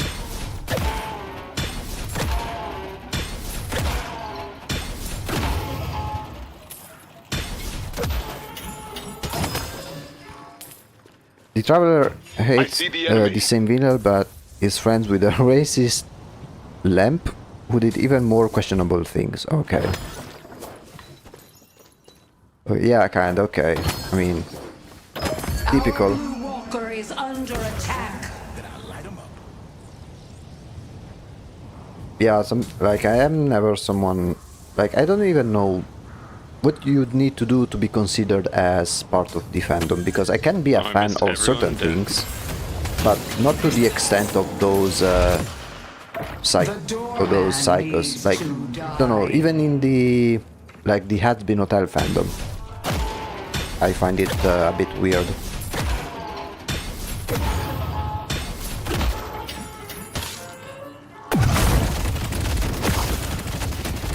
Although I do love the show, despite what some people might say about the creator or stuff like that. People keep memeing how they treat Traveler because... Is under attack. 1 second. Because he was told he was the witness to all events in this world, and I took it literally. Our Blue Walker Now is he's a under cameraman. attack. Yeah, I see haze. let's say that from an outsider perspective it does feel quite confusing. Gotta make sure. On the move. Who's with?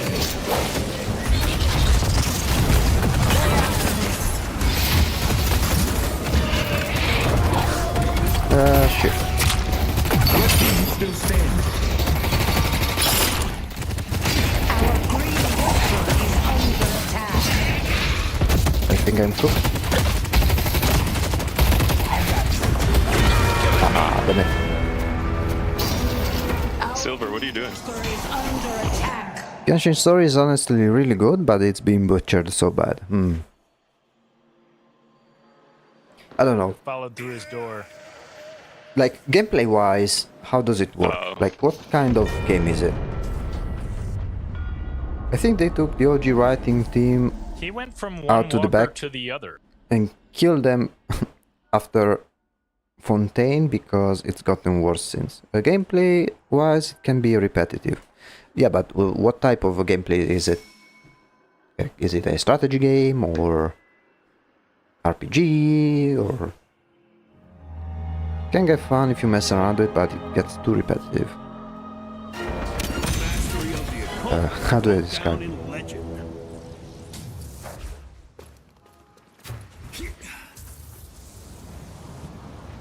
RPG, not turn-based game, okay.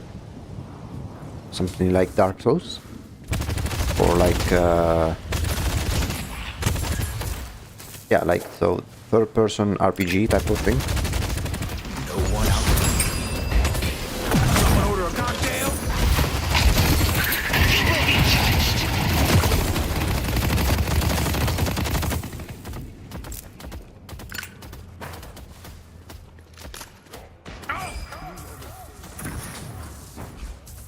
Not good at describing gameplay. I mean, so if it is something like third-person, open world, maybe. Keep it one on the inside.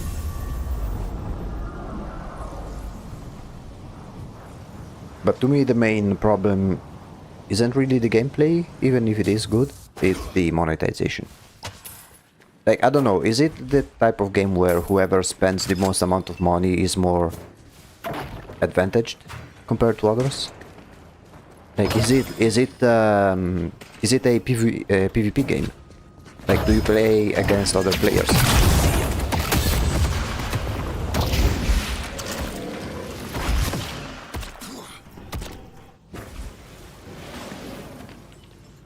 Not a PvP, okay.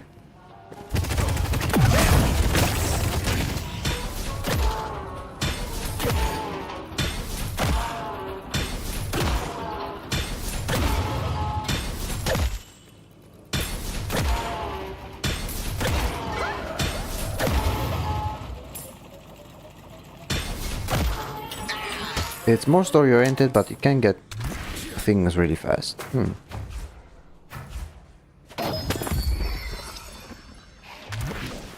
Story and Archon Quest can drag on sometimes.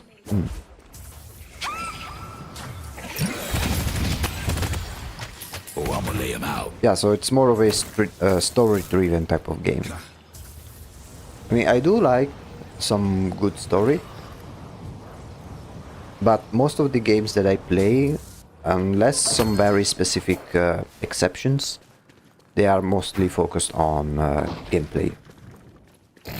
Like, the story supports the gameplay and not the other way around, let's say.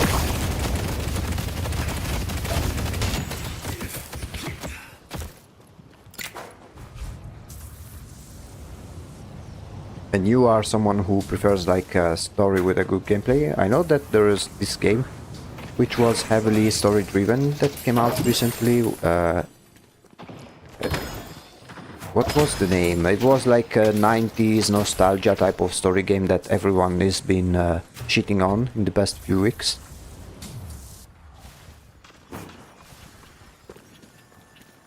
I don't remember the name, but...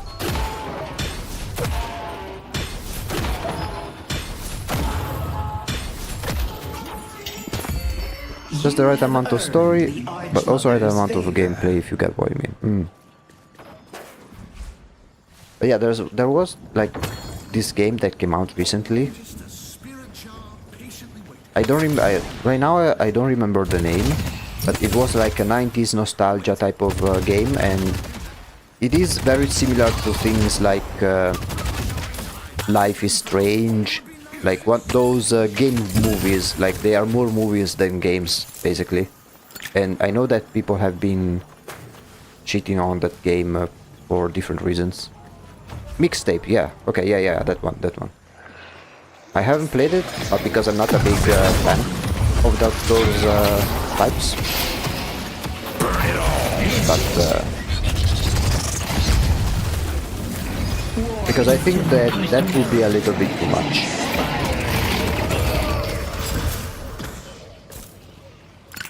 Let's go mid. That game is indeed a game. Yeah, I mean, you don't even have to put effort into playing it. I mean, I don't know. There are games like I like those games where the focus is the story and they give you multiple choices with different endings. Like the latest one that I played was Slay the Princess, which is a phenomenal game if you ask me. Very unique. Like if it is like things like that, maybe with something a bit unique in terms of theme and story, that I can get behind. But Mixtape just to me feels like Life is Strange from Wish.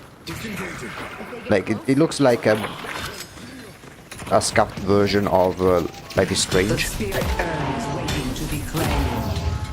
And I remember with Life is Strange, I've never played it, but I tried to watch some gameplay. But at one point I'm sending my bird to clear yellow. it was so boring. Sounds good. I'm going in.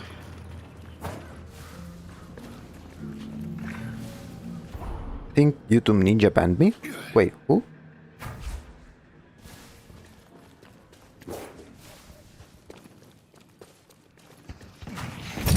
Slay the Princess, yeah, it's a goated game.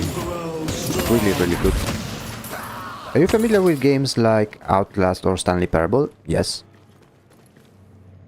Although, with Stanley Parable, I'm not playing it, not because I don't want to, but because I already watched the gameplays of it. So I already know most of the routes. Outlast, I remember when it came out the first time, but I think they made like too many games of it. Our green water Plus, is it's the under classic attack. old game, like jump scary type of gameplay, maybe. On the move. Not to the level of some indie games, but you know. I think it's one of those games that the first time they did it, really cool, but then they started overdoing it. Kind of like Five Nights at Freddy's. Not to the same extent, though. Watching others do absurd challenges of Outlast games is so fun. Yeah, that one I can get behind because it is like a unique twist to it. Like I am someone who like played a lot of Half-Life 2, and I like watching those games. Like, can I complete Half-Life 2 without shooting a single bullet and things like that?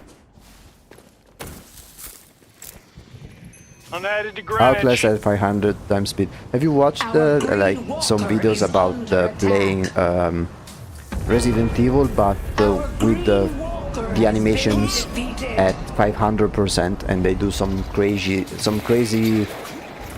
expressions, like those animations, those TF2 animations, when they exaggerate the facial expressions, and they can get really funny with their faces stretching out like crazy. I see Resident Evil, but not much videos like that. Yeah, if you look up like Resident Evil 500% animation, you will get some really interesting videos. Some like they are really funny because like you see the person being all serious, but the expression their animations are so cranked up to the max that they look very goofy.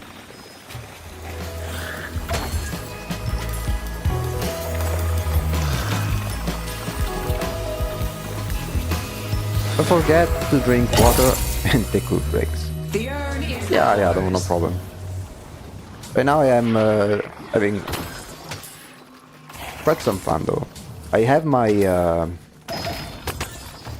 my good old bottle of water besides.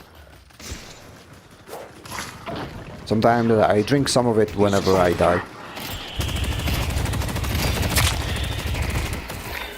I think I should get some items though. Pull back. Okay.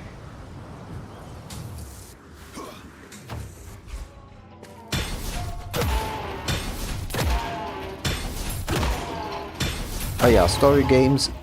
For me, Green usually is gonna need a push. story comes later, gameplay comes first. I don't like I cannot understand the appeal of those movie games or game movies.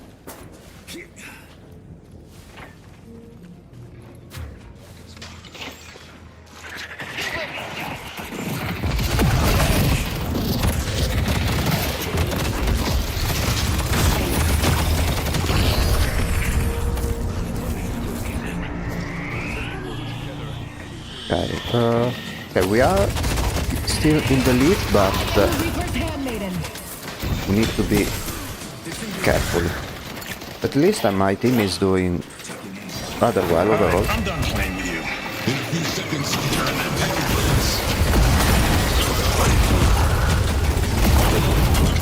No! Fuck! Run!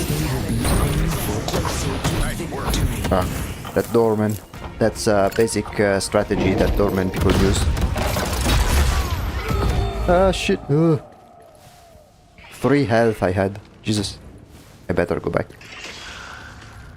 Pull back. Stay together. Okay. I ain't dying here. That was close. My lucky day. Like, I don't know, I am the type of person that likes to play different games. Like, I could play a game like this, and then I can also play games like Factorio, or Minecraft, or Slay the Princess. There are some games that I don't think I will ever play, which they are like heavily pay-to-win games, or gacha games. The spirit urn is waiting to be And like maybe like sports games like I don't know, NBA or FIFA, like those type of games. I never understand the appeal, especially since those Headed games, to Greenwich. they are a combination of what I don't like about games, like sports games that are realistic and then microtransaction hell. Try to keep up. Light 'em up. Mid-boss has arrived. No hiding from me.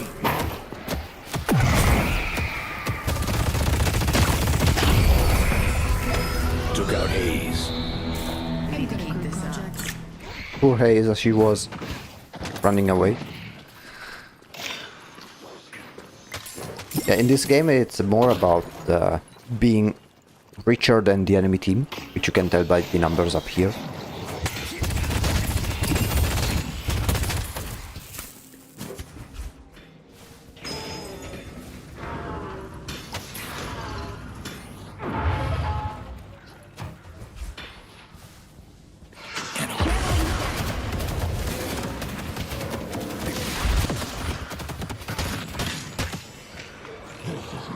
I don't know, what is your favorite game so far?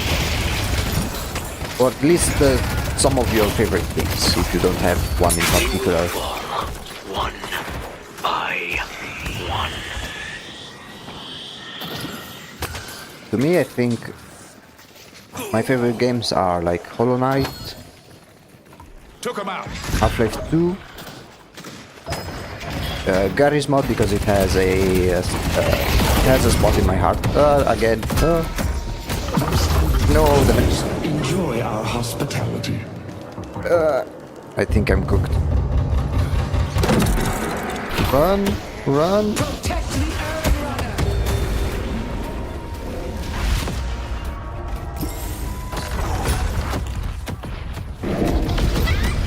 Did I survive? Yes. No. Damn it. Let's see if we can manage to get the urn though.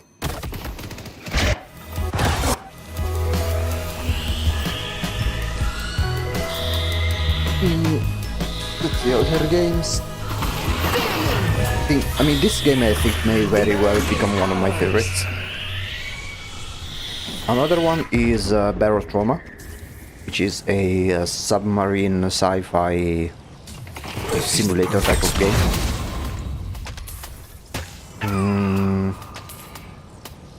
Then Excellent, I don't know. Graves. I usually go in phases.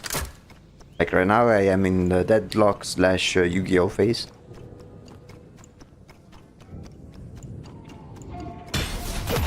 Helldivers 2 is also a great game, I think.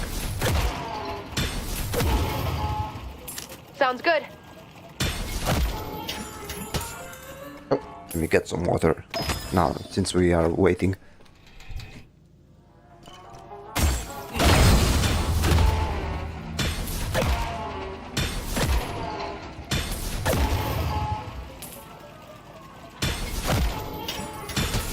I also like how this match is not too short.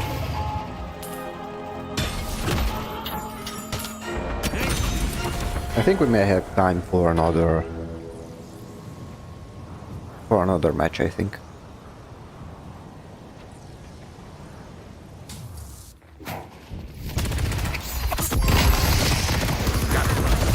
Bye bye.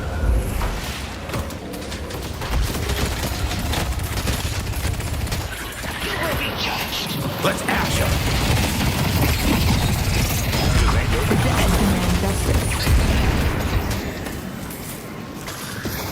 Good work. And now it's getting to the point where there's so many things happening that my game is lagging a bit during intense scenarios. Let's go mid.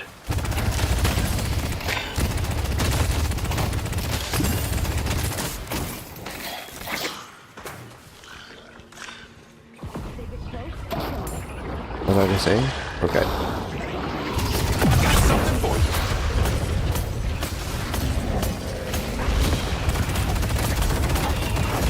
Let's see if we manage to get the mid boss without the enemy team snatching it. The rejuvenator is descending. I think we got it. Picked up the region. What do we want to do next? Now it's a matter of jumping in and winning.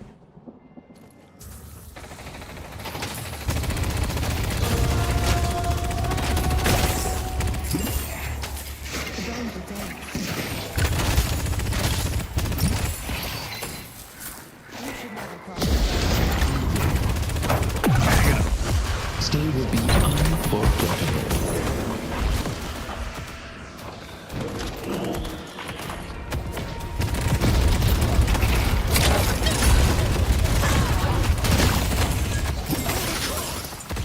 The spirit urn is waiting to be claimed. Yeah, that doorman is a real mess, because he basically traps us into spawn, into their spawn, which has turrets that do a shit ton of damage.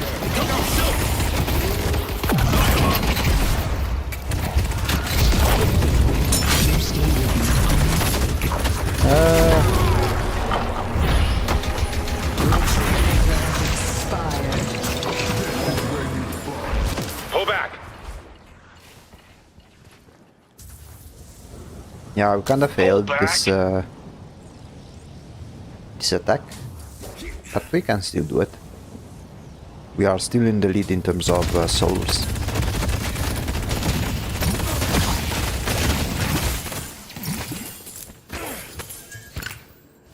Pull back. Can we just clear this wave?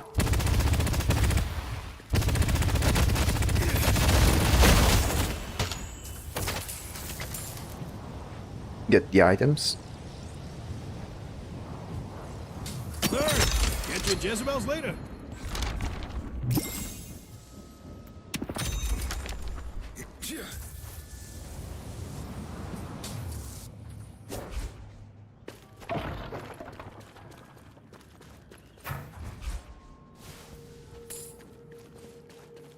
Careful, Warden. I can do some last minute farming.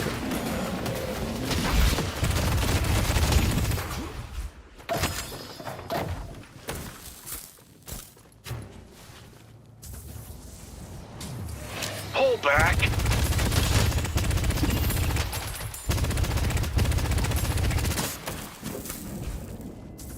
Oh, depending on how long this one may still go. I think usually usually one match lasts between Pull back.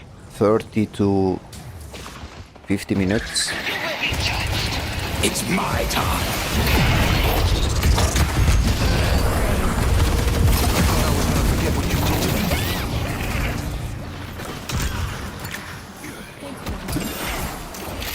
Why are you running? Let's see who's still standing.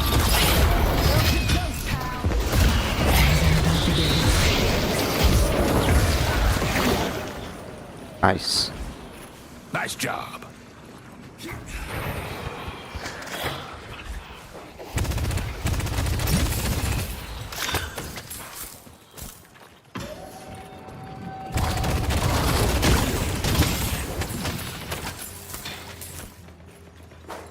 Try to keep up. Hello. Order a cocktail.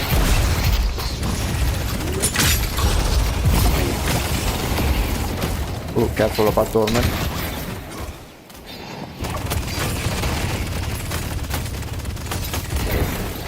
They won't be lucky next time.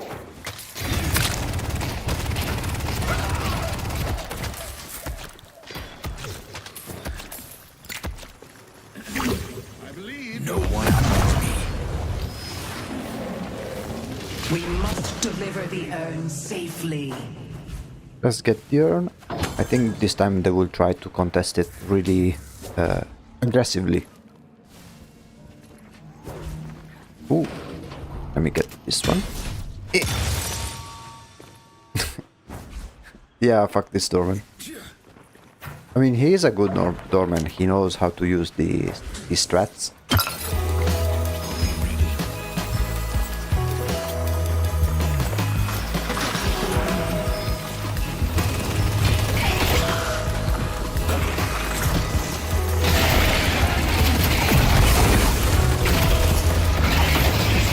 She's dead. Initiate.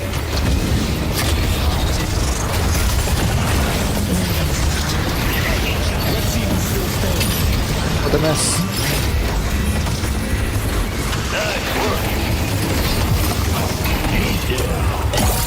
Nice. Oh, Lash is living up to his reputation.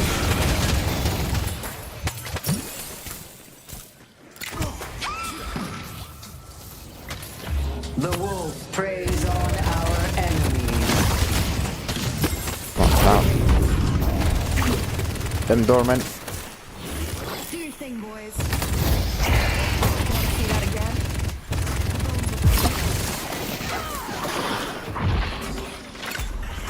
Yeah, these The are. boss has arrived. Let's go mid. Let me see if I can take care of this shrine at least.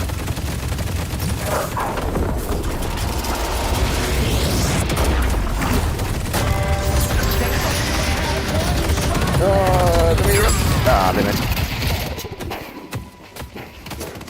I mean, at least I got one shrine. And they will have Riju, so.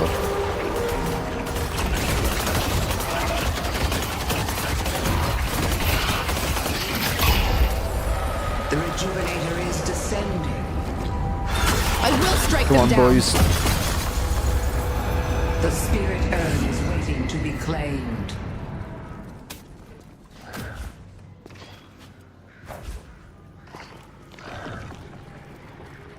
Now, if we stay careful and not get kidnapped by Dorman, Great I talent. think we'll have I'm a chance impressed. of winning. Let them run. Like, I know that we are in an advantage, but we Anyone who need gets to be close. careful not to get too cocky.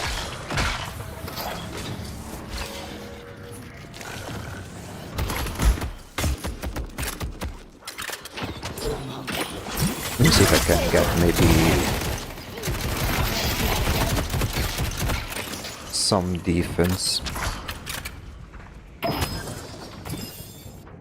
instead of, yeah, instead of this one.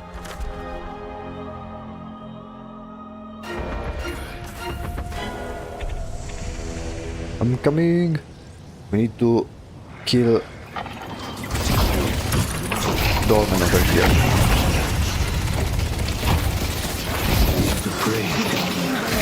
I'm going in.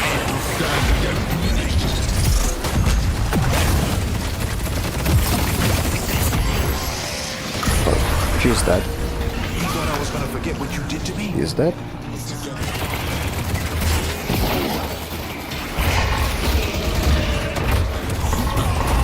Let's see who's still standing. Yeah, they are not surviving this.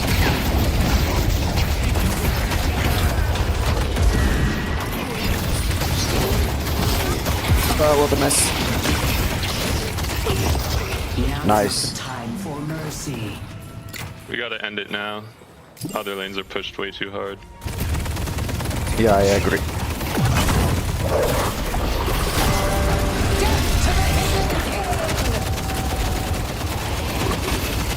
Let's end it. I don't think they had enough time. Plus we have 2 revives.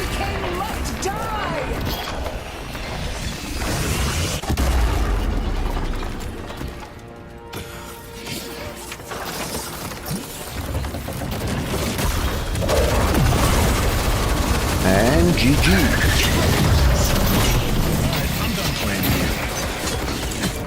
Nice. Good game. Good times. GG's, boys. I think it is the first win that I've gotten on stream. And now the patron gives us our reward. And I'm very happy with the changes with the urn mechanics.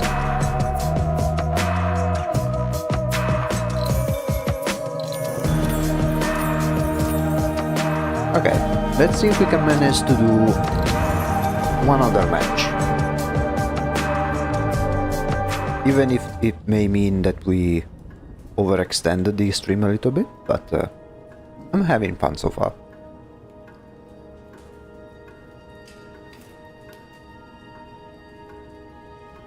Let me check if everything is working fine, but it should be.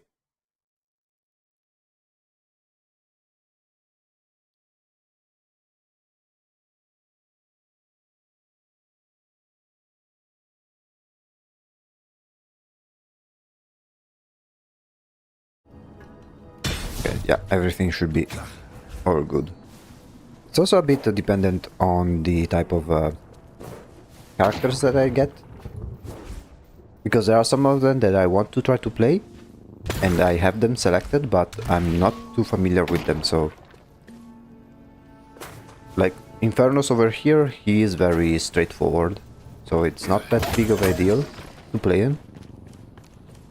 But there are others that are a bit more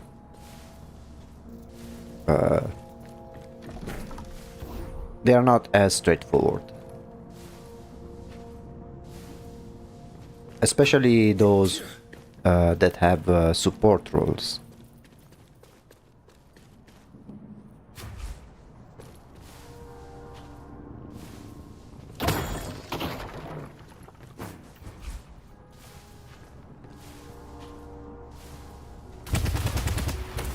For example, let me see.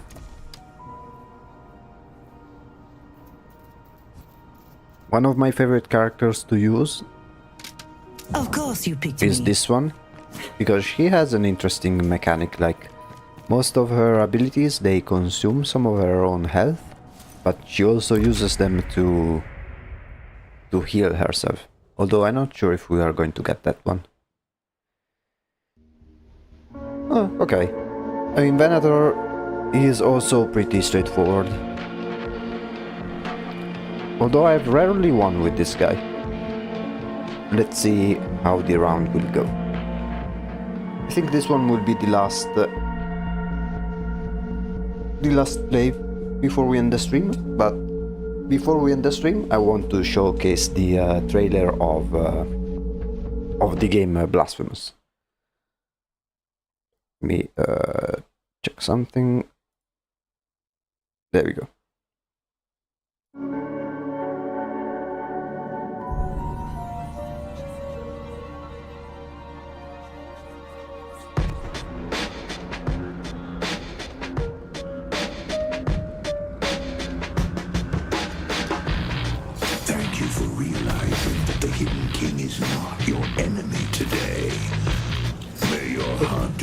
Good luck and fun, for good measure.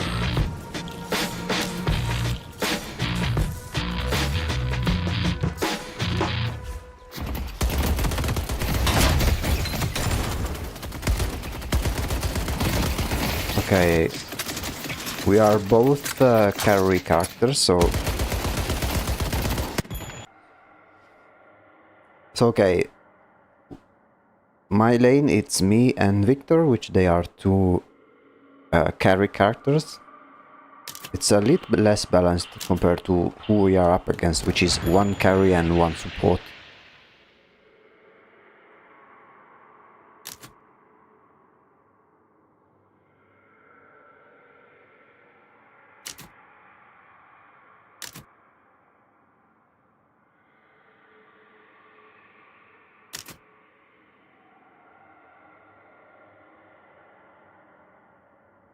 Come on. It wouldn't be deadlock if people didn't pause for extended periods of time.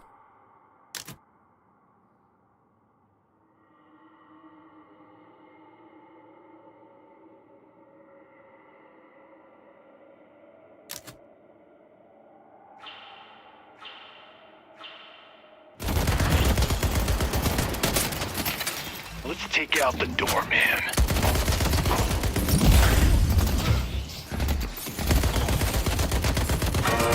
Excellent clash. I might want to get an item.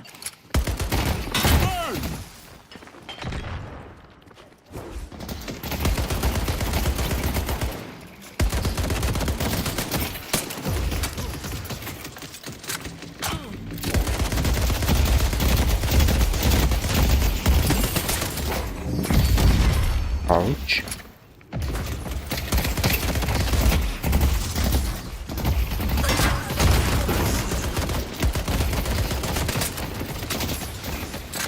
I mean, overall, as a team, I think we have some very strong characters.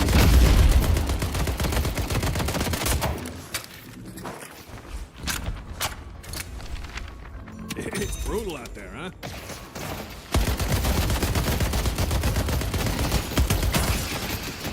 I'll wear him down. What did you expect? A crucifix enchanting?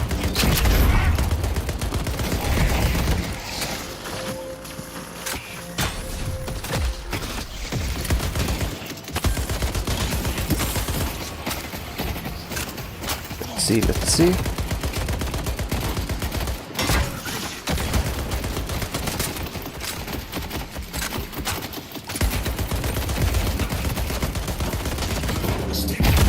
Ouch.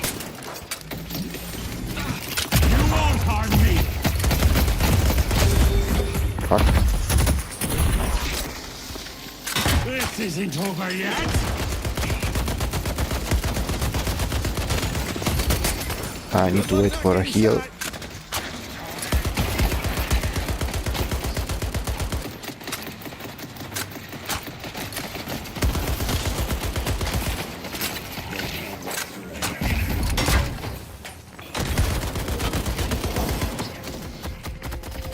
Come on, I need a heal. Okay, nice.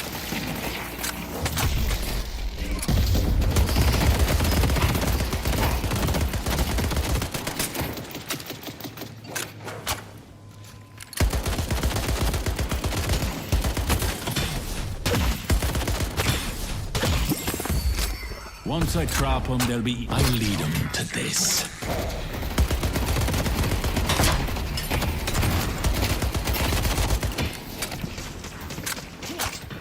They'll walk right into this.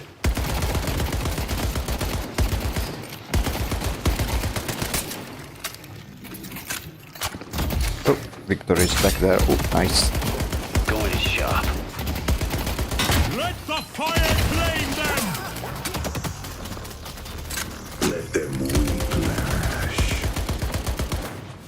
Oh, nice. The enemy doorman has disconnected. Drifters Wait. missing. I didn't notice Drifter over there. I'll burn them!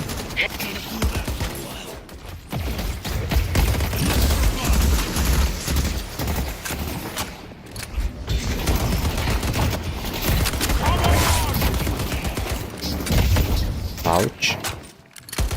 Yeah, we are in a sticky situation over here.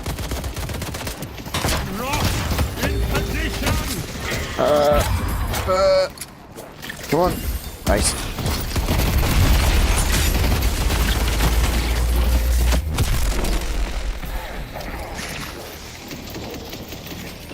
Setting up a snare. One is almost dead. Nice. Appreciate the help.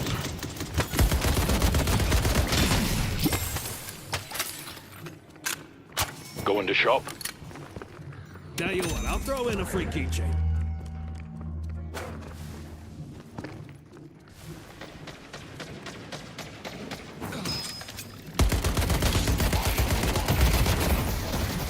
Here's a taste of what awaits them! I'm ready for the wicked. We need to press the advantage because I think Doorman will inevitably come back.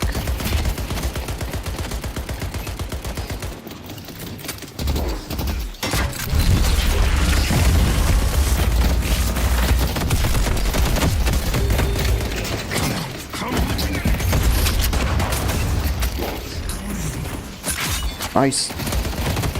I'm almost dead. Okay. I think I need to... Glad to be of service. should I go back? Maybe there is a healing guy. Ready for a 2 a.m. Yes. That's all right.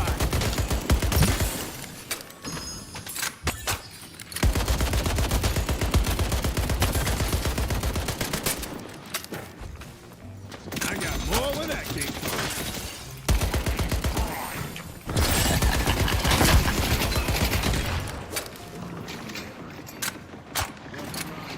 Yeah, I think I will stay on the defensive for now.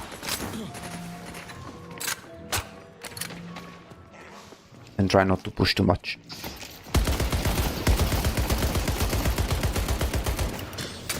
Ready for a team fight. Spreading fire! They can run, but it only will delay the inevitable.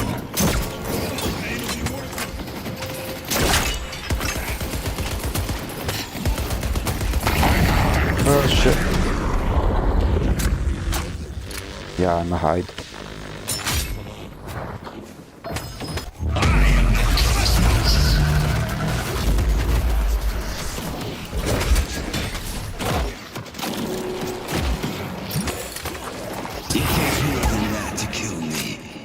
Nice. Shares his pain. Yeah, I think Victor is like is carrying me quite a bunch, I think. I want things to burn!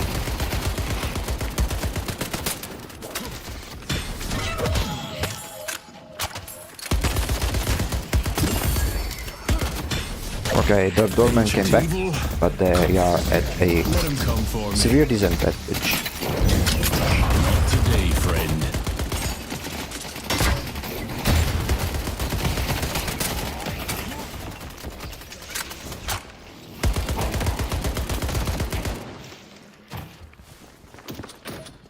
I'll trap the bastards.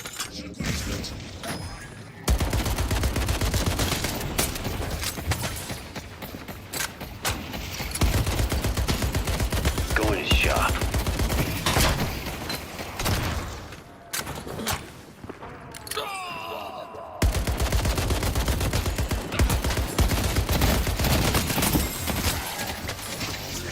Traps out.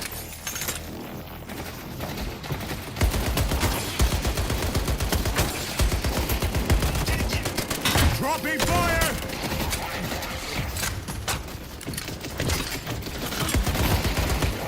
Oops.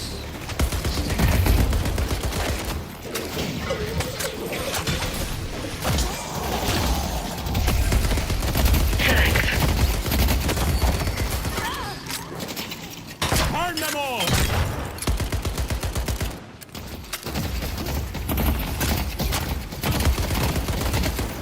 Okay, we are far ahead in terms of souls.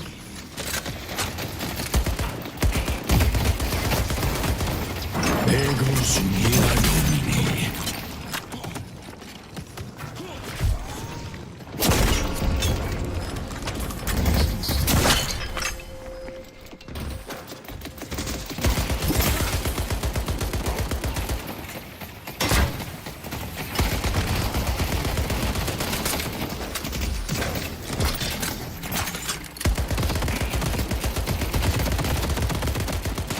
think we are in a bit of a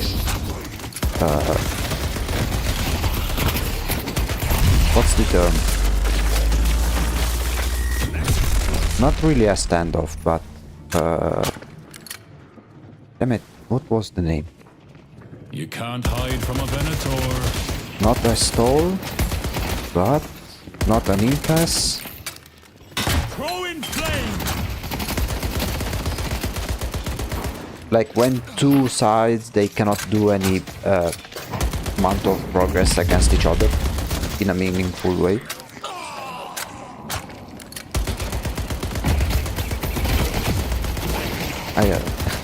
It's on the tip of my tongue, but I can't seem to remember it.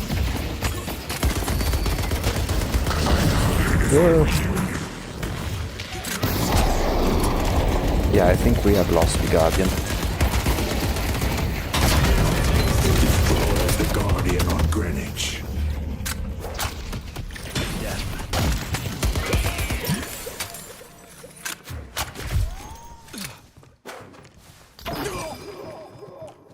I mean, that's not that big of a deal. Come out and die.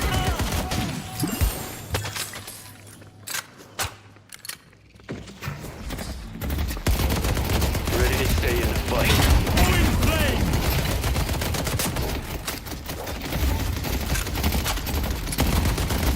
Ready for the fight.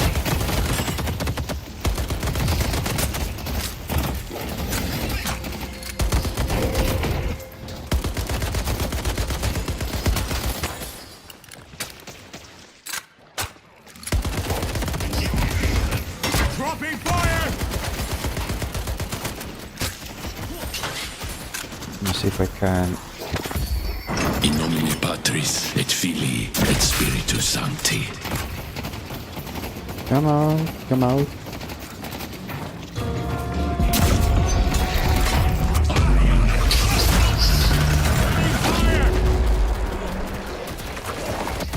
Okay, nice.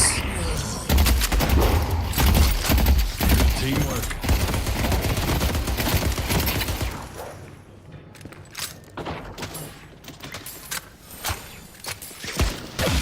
Good thing for Victor and his second life. The spirit urn is waiting to be claimed. Nice.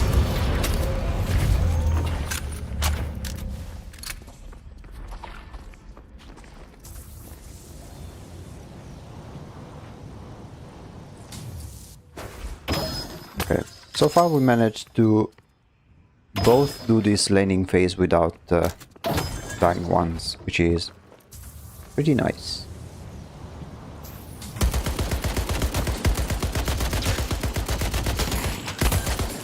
I think we should farm a little bit. Fireball!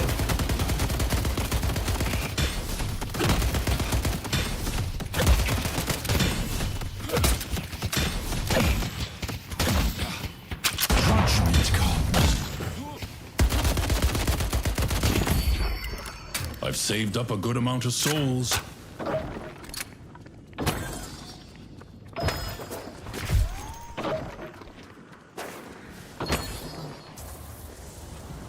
Let me grab some items. We are in the lead and we made Let's go mid. more kills. Headed to green.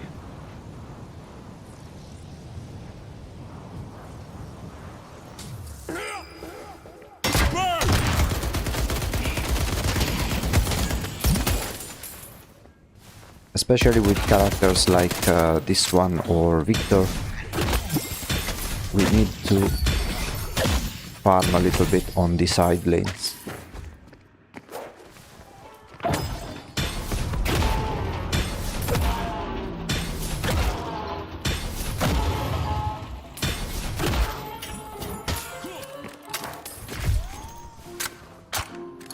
Good luck.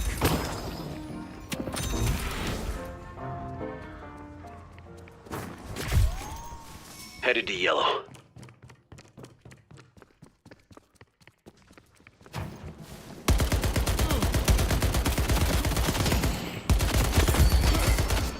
don't plan on showing mercy. I'll wear them down!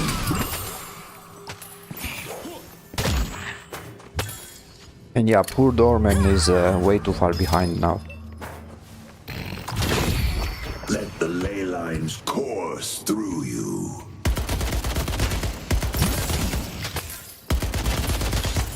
Thank you, Victor. Holy shit. Protect the Literally. runner. Let's protect the urn.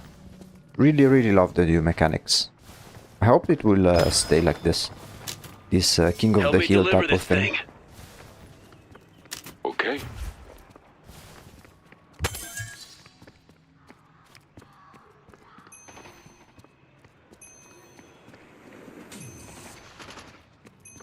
Ready to cheat death.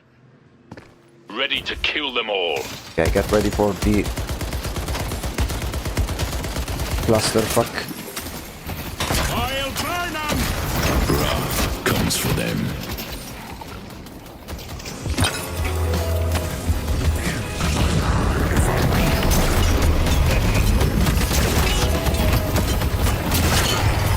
Nice. A monster line.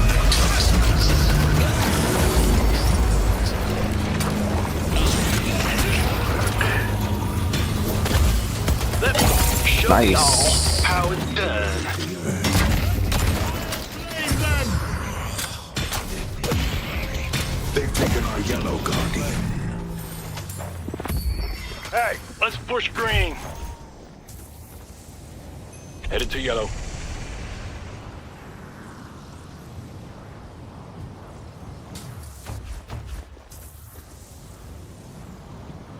Pull back. I want them to burn!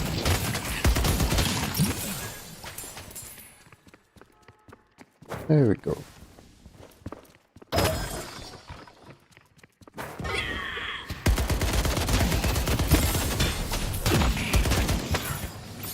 Okay, I'm not doing too bad with the Venator.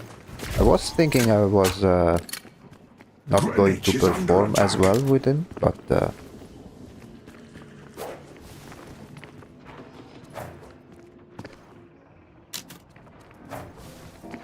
Someone's gonna be bleeding on the concrete. It ain't gonna be you. and while we have like Paradox who's not doing too well, at least let's hope that me and the others can carry the game enough.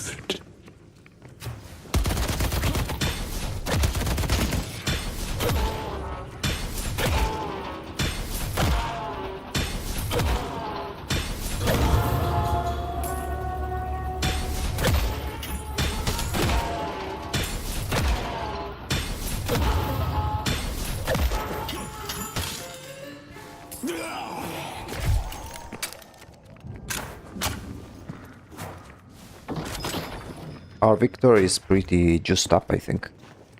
Has a lot of souls, he's They can't 6 kill deaths. me. Pretty nice. The spirit urn is waiting to be claimed. I see. Let's take out Dynamo. Here's a taste of what awaits them! Death has no hold on you, Victor. Kill them all. Let's push green.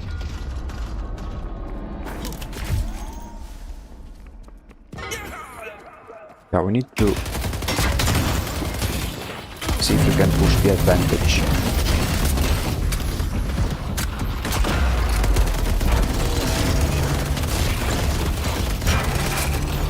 Come on, come on. Nice.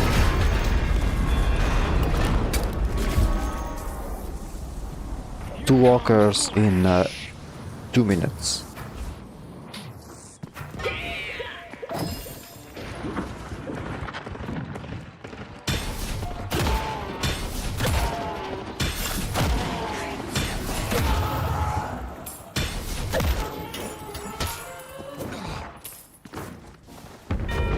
They destroyed the Guardian on blue. That's okay, not a big deal. Let's go mid. Headed to Broadway. Headed to York. A shepherd protects the flock. Winning's my business. And business Where are you? is Come here. good.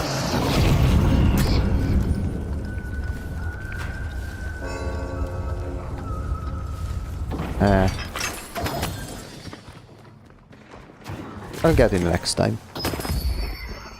Time to work up close.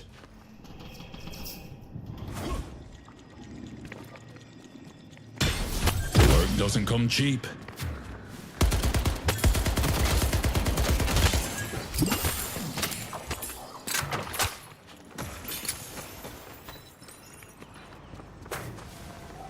Burn them all! Ready to outlast him.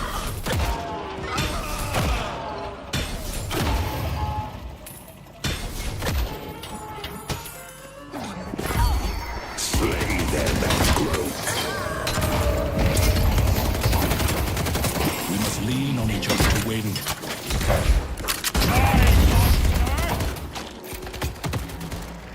Our Yellow Walker is under attack. Defend Greenwich. Sounds good. They're running with the urn. York needs help. Okay, yeah, I think we better go to Reanimation's on cooldown. yellow, I think.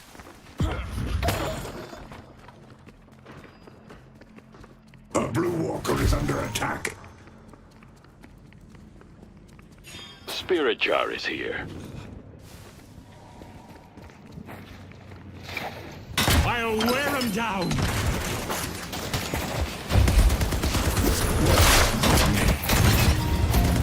Yeah, no, they got the urn in crazy amount of time.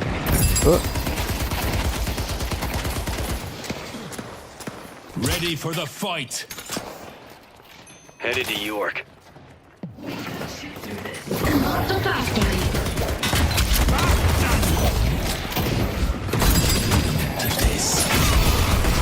nice.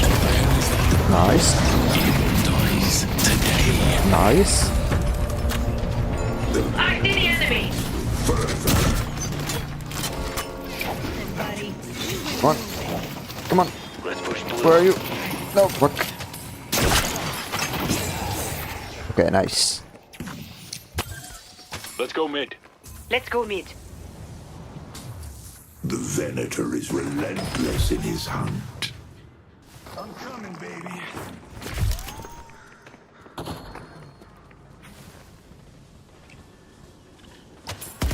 I'll burn them!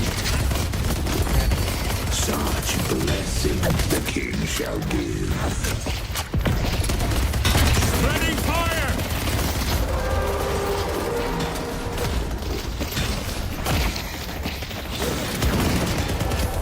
Okay. The Rejuvenator is descending.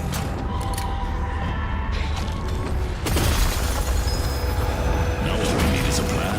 Let's go help Victor.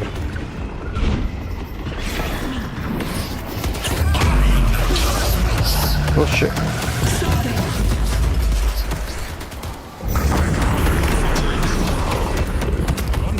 Shit. Come on, let's fuck them up.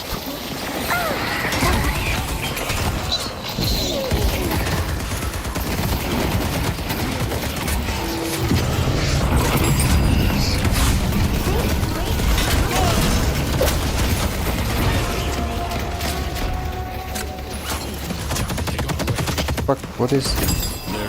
Defend green. I don't know what was hitting me. Be right back. Pull back. Stay together.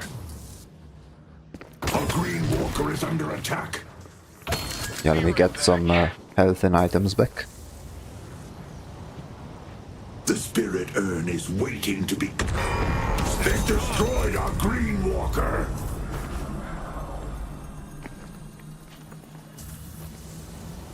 I think we could try to get the urn.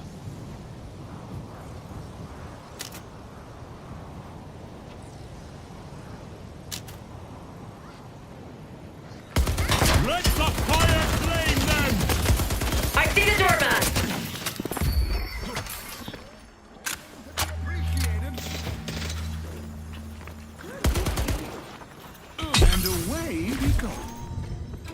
Help me deliver this thing.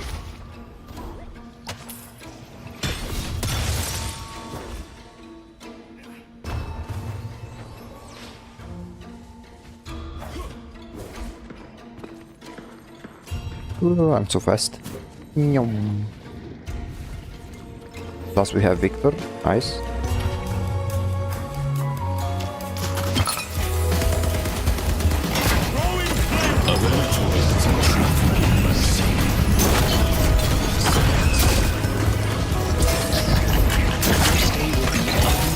Nice. Pull back. Headed to York.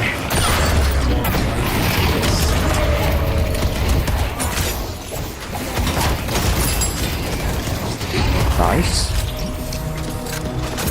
My resolve is endless. Headed to blue. Headed to yellow. Let me get these signals real quick.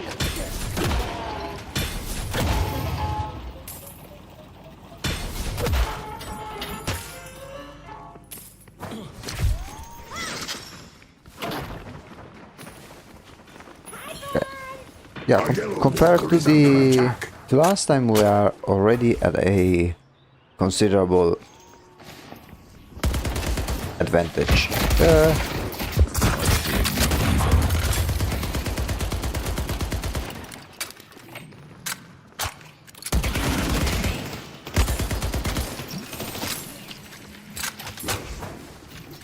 I see Drifter.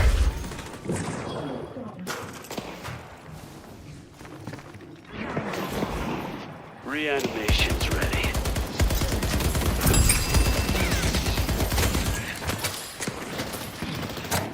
I want them to burn! Ouch.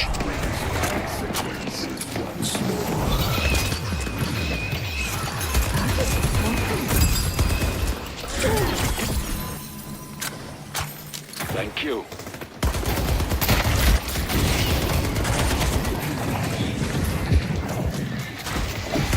Burn them all! Nice. Glad to your service.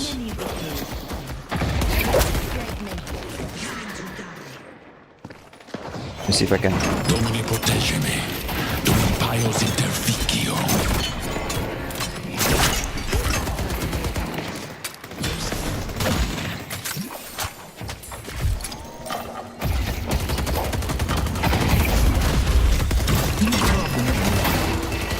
I'm ready for the wicked.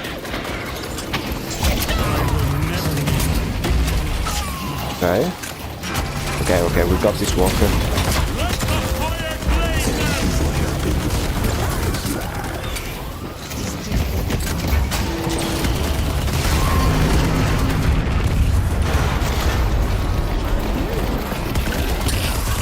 Nice. Rivals are all dead.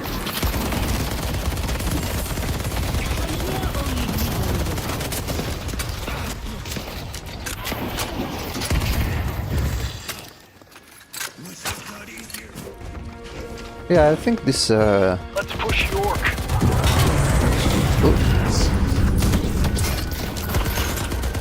I think this match will be short-lived pretty soon.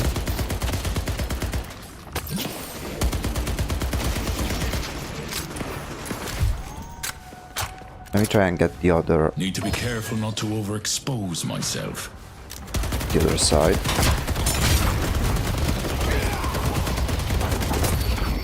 Let them whiplash.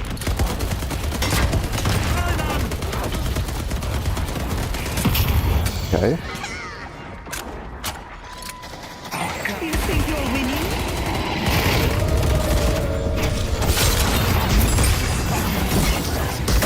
Ouch, ouch. Hey, thank you. They took out God. Geist and Oathkeeper fight as one. We go back. Thanks, Doorman. You saved me. Go out there and hold your will. Like I was about to die if it wasn't for Dorman accidentally pushing me out of the way. Mid-boss has arrived. Pull back. Let's go mid.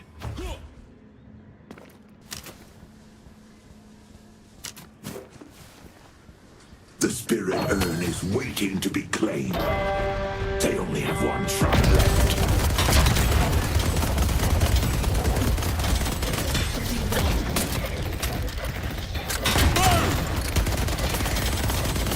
Yeah, I mean, I didn't expect this round to be so quick. I think we will not need to go.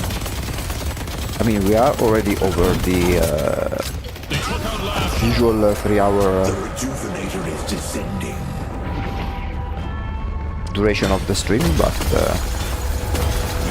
I think we won't have to be dragging this one for too long.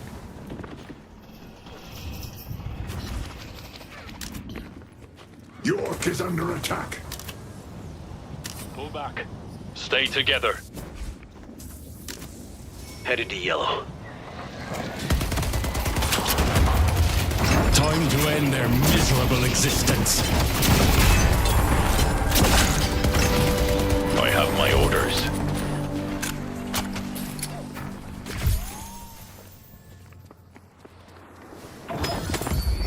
Let the king strengthen you.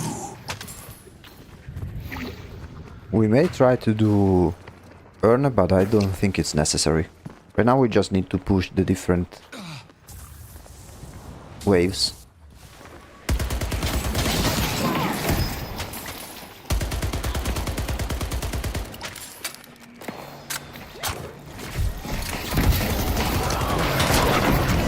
Go behind.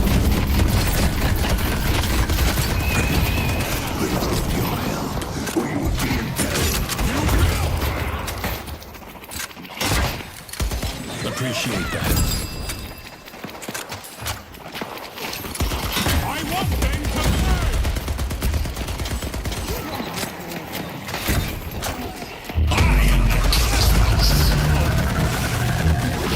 Where I want you.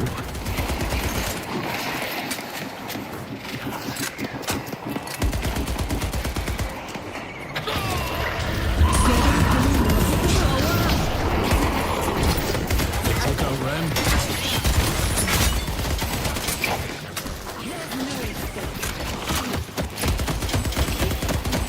Ouch, ouch.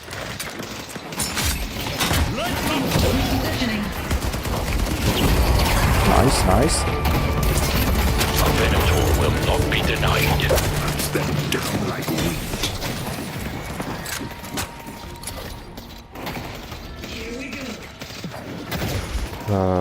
Let's take out that. They're about to get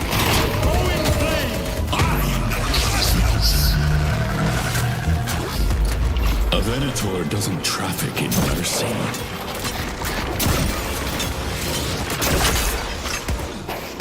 I'll wear them down.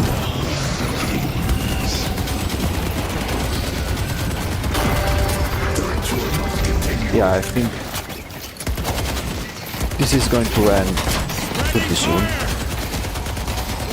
Ready for the fight.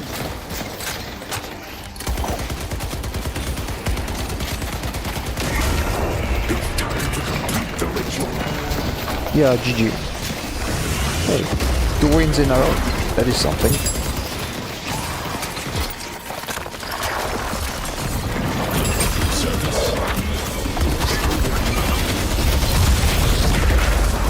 Here's a taste of I got a little surprise for him.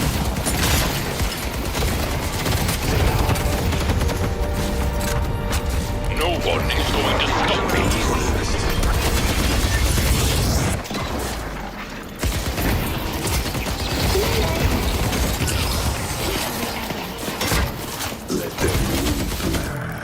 GG's. Good Well game. That fought. was fun. That was fun. Pretty easy. And no deaths. That's quite impressive. Even for someone like me. Oh, What a day to be Lash. nice. Also a really nice key players. Let me command Drifter over here as well.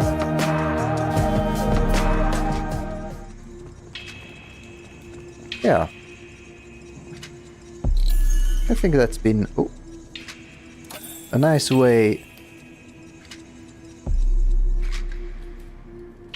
to end it over here.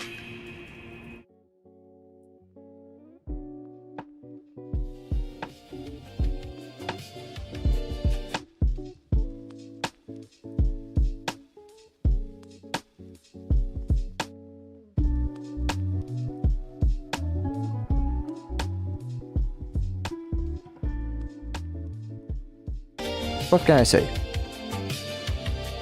It's been a very enjoyable stream, I would say.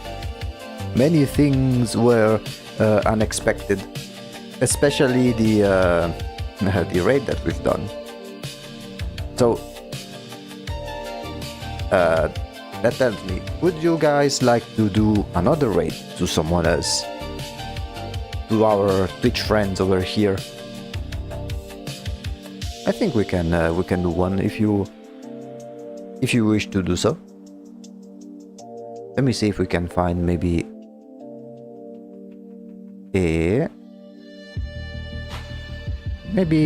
a fellow artist who needs some help. Let me see. Yeah, let's try. I don't know.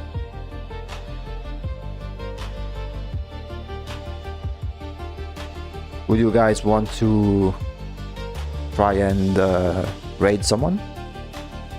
If not, that's perfectly fine. But a big thank you to whoever raided me earlier. I think it's been a pleasant surprise. It's always something that is unexpected, and like it already happened once. This is the very second time this happened to the channel, but I did not expect it to happen a second time. Like, I don't know, it is always one of those pleasant things that you never expect, and once they happen they put a smile on your face. This has been a very nice day.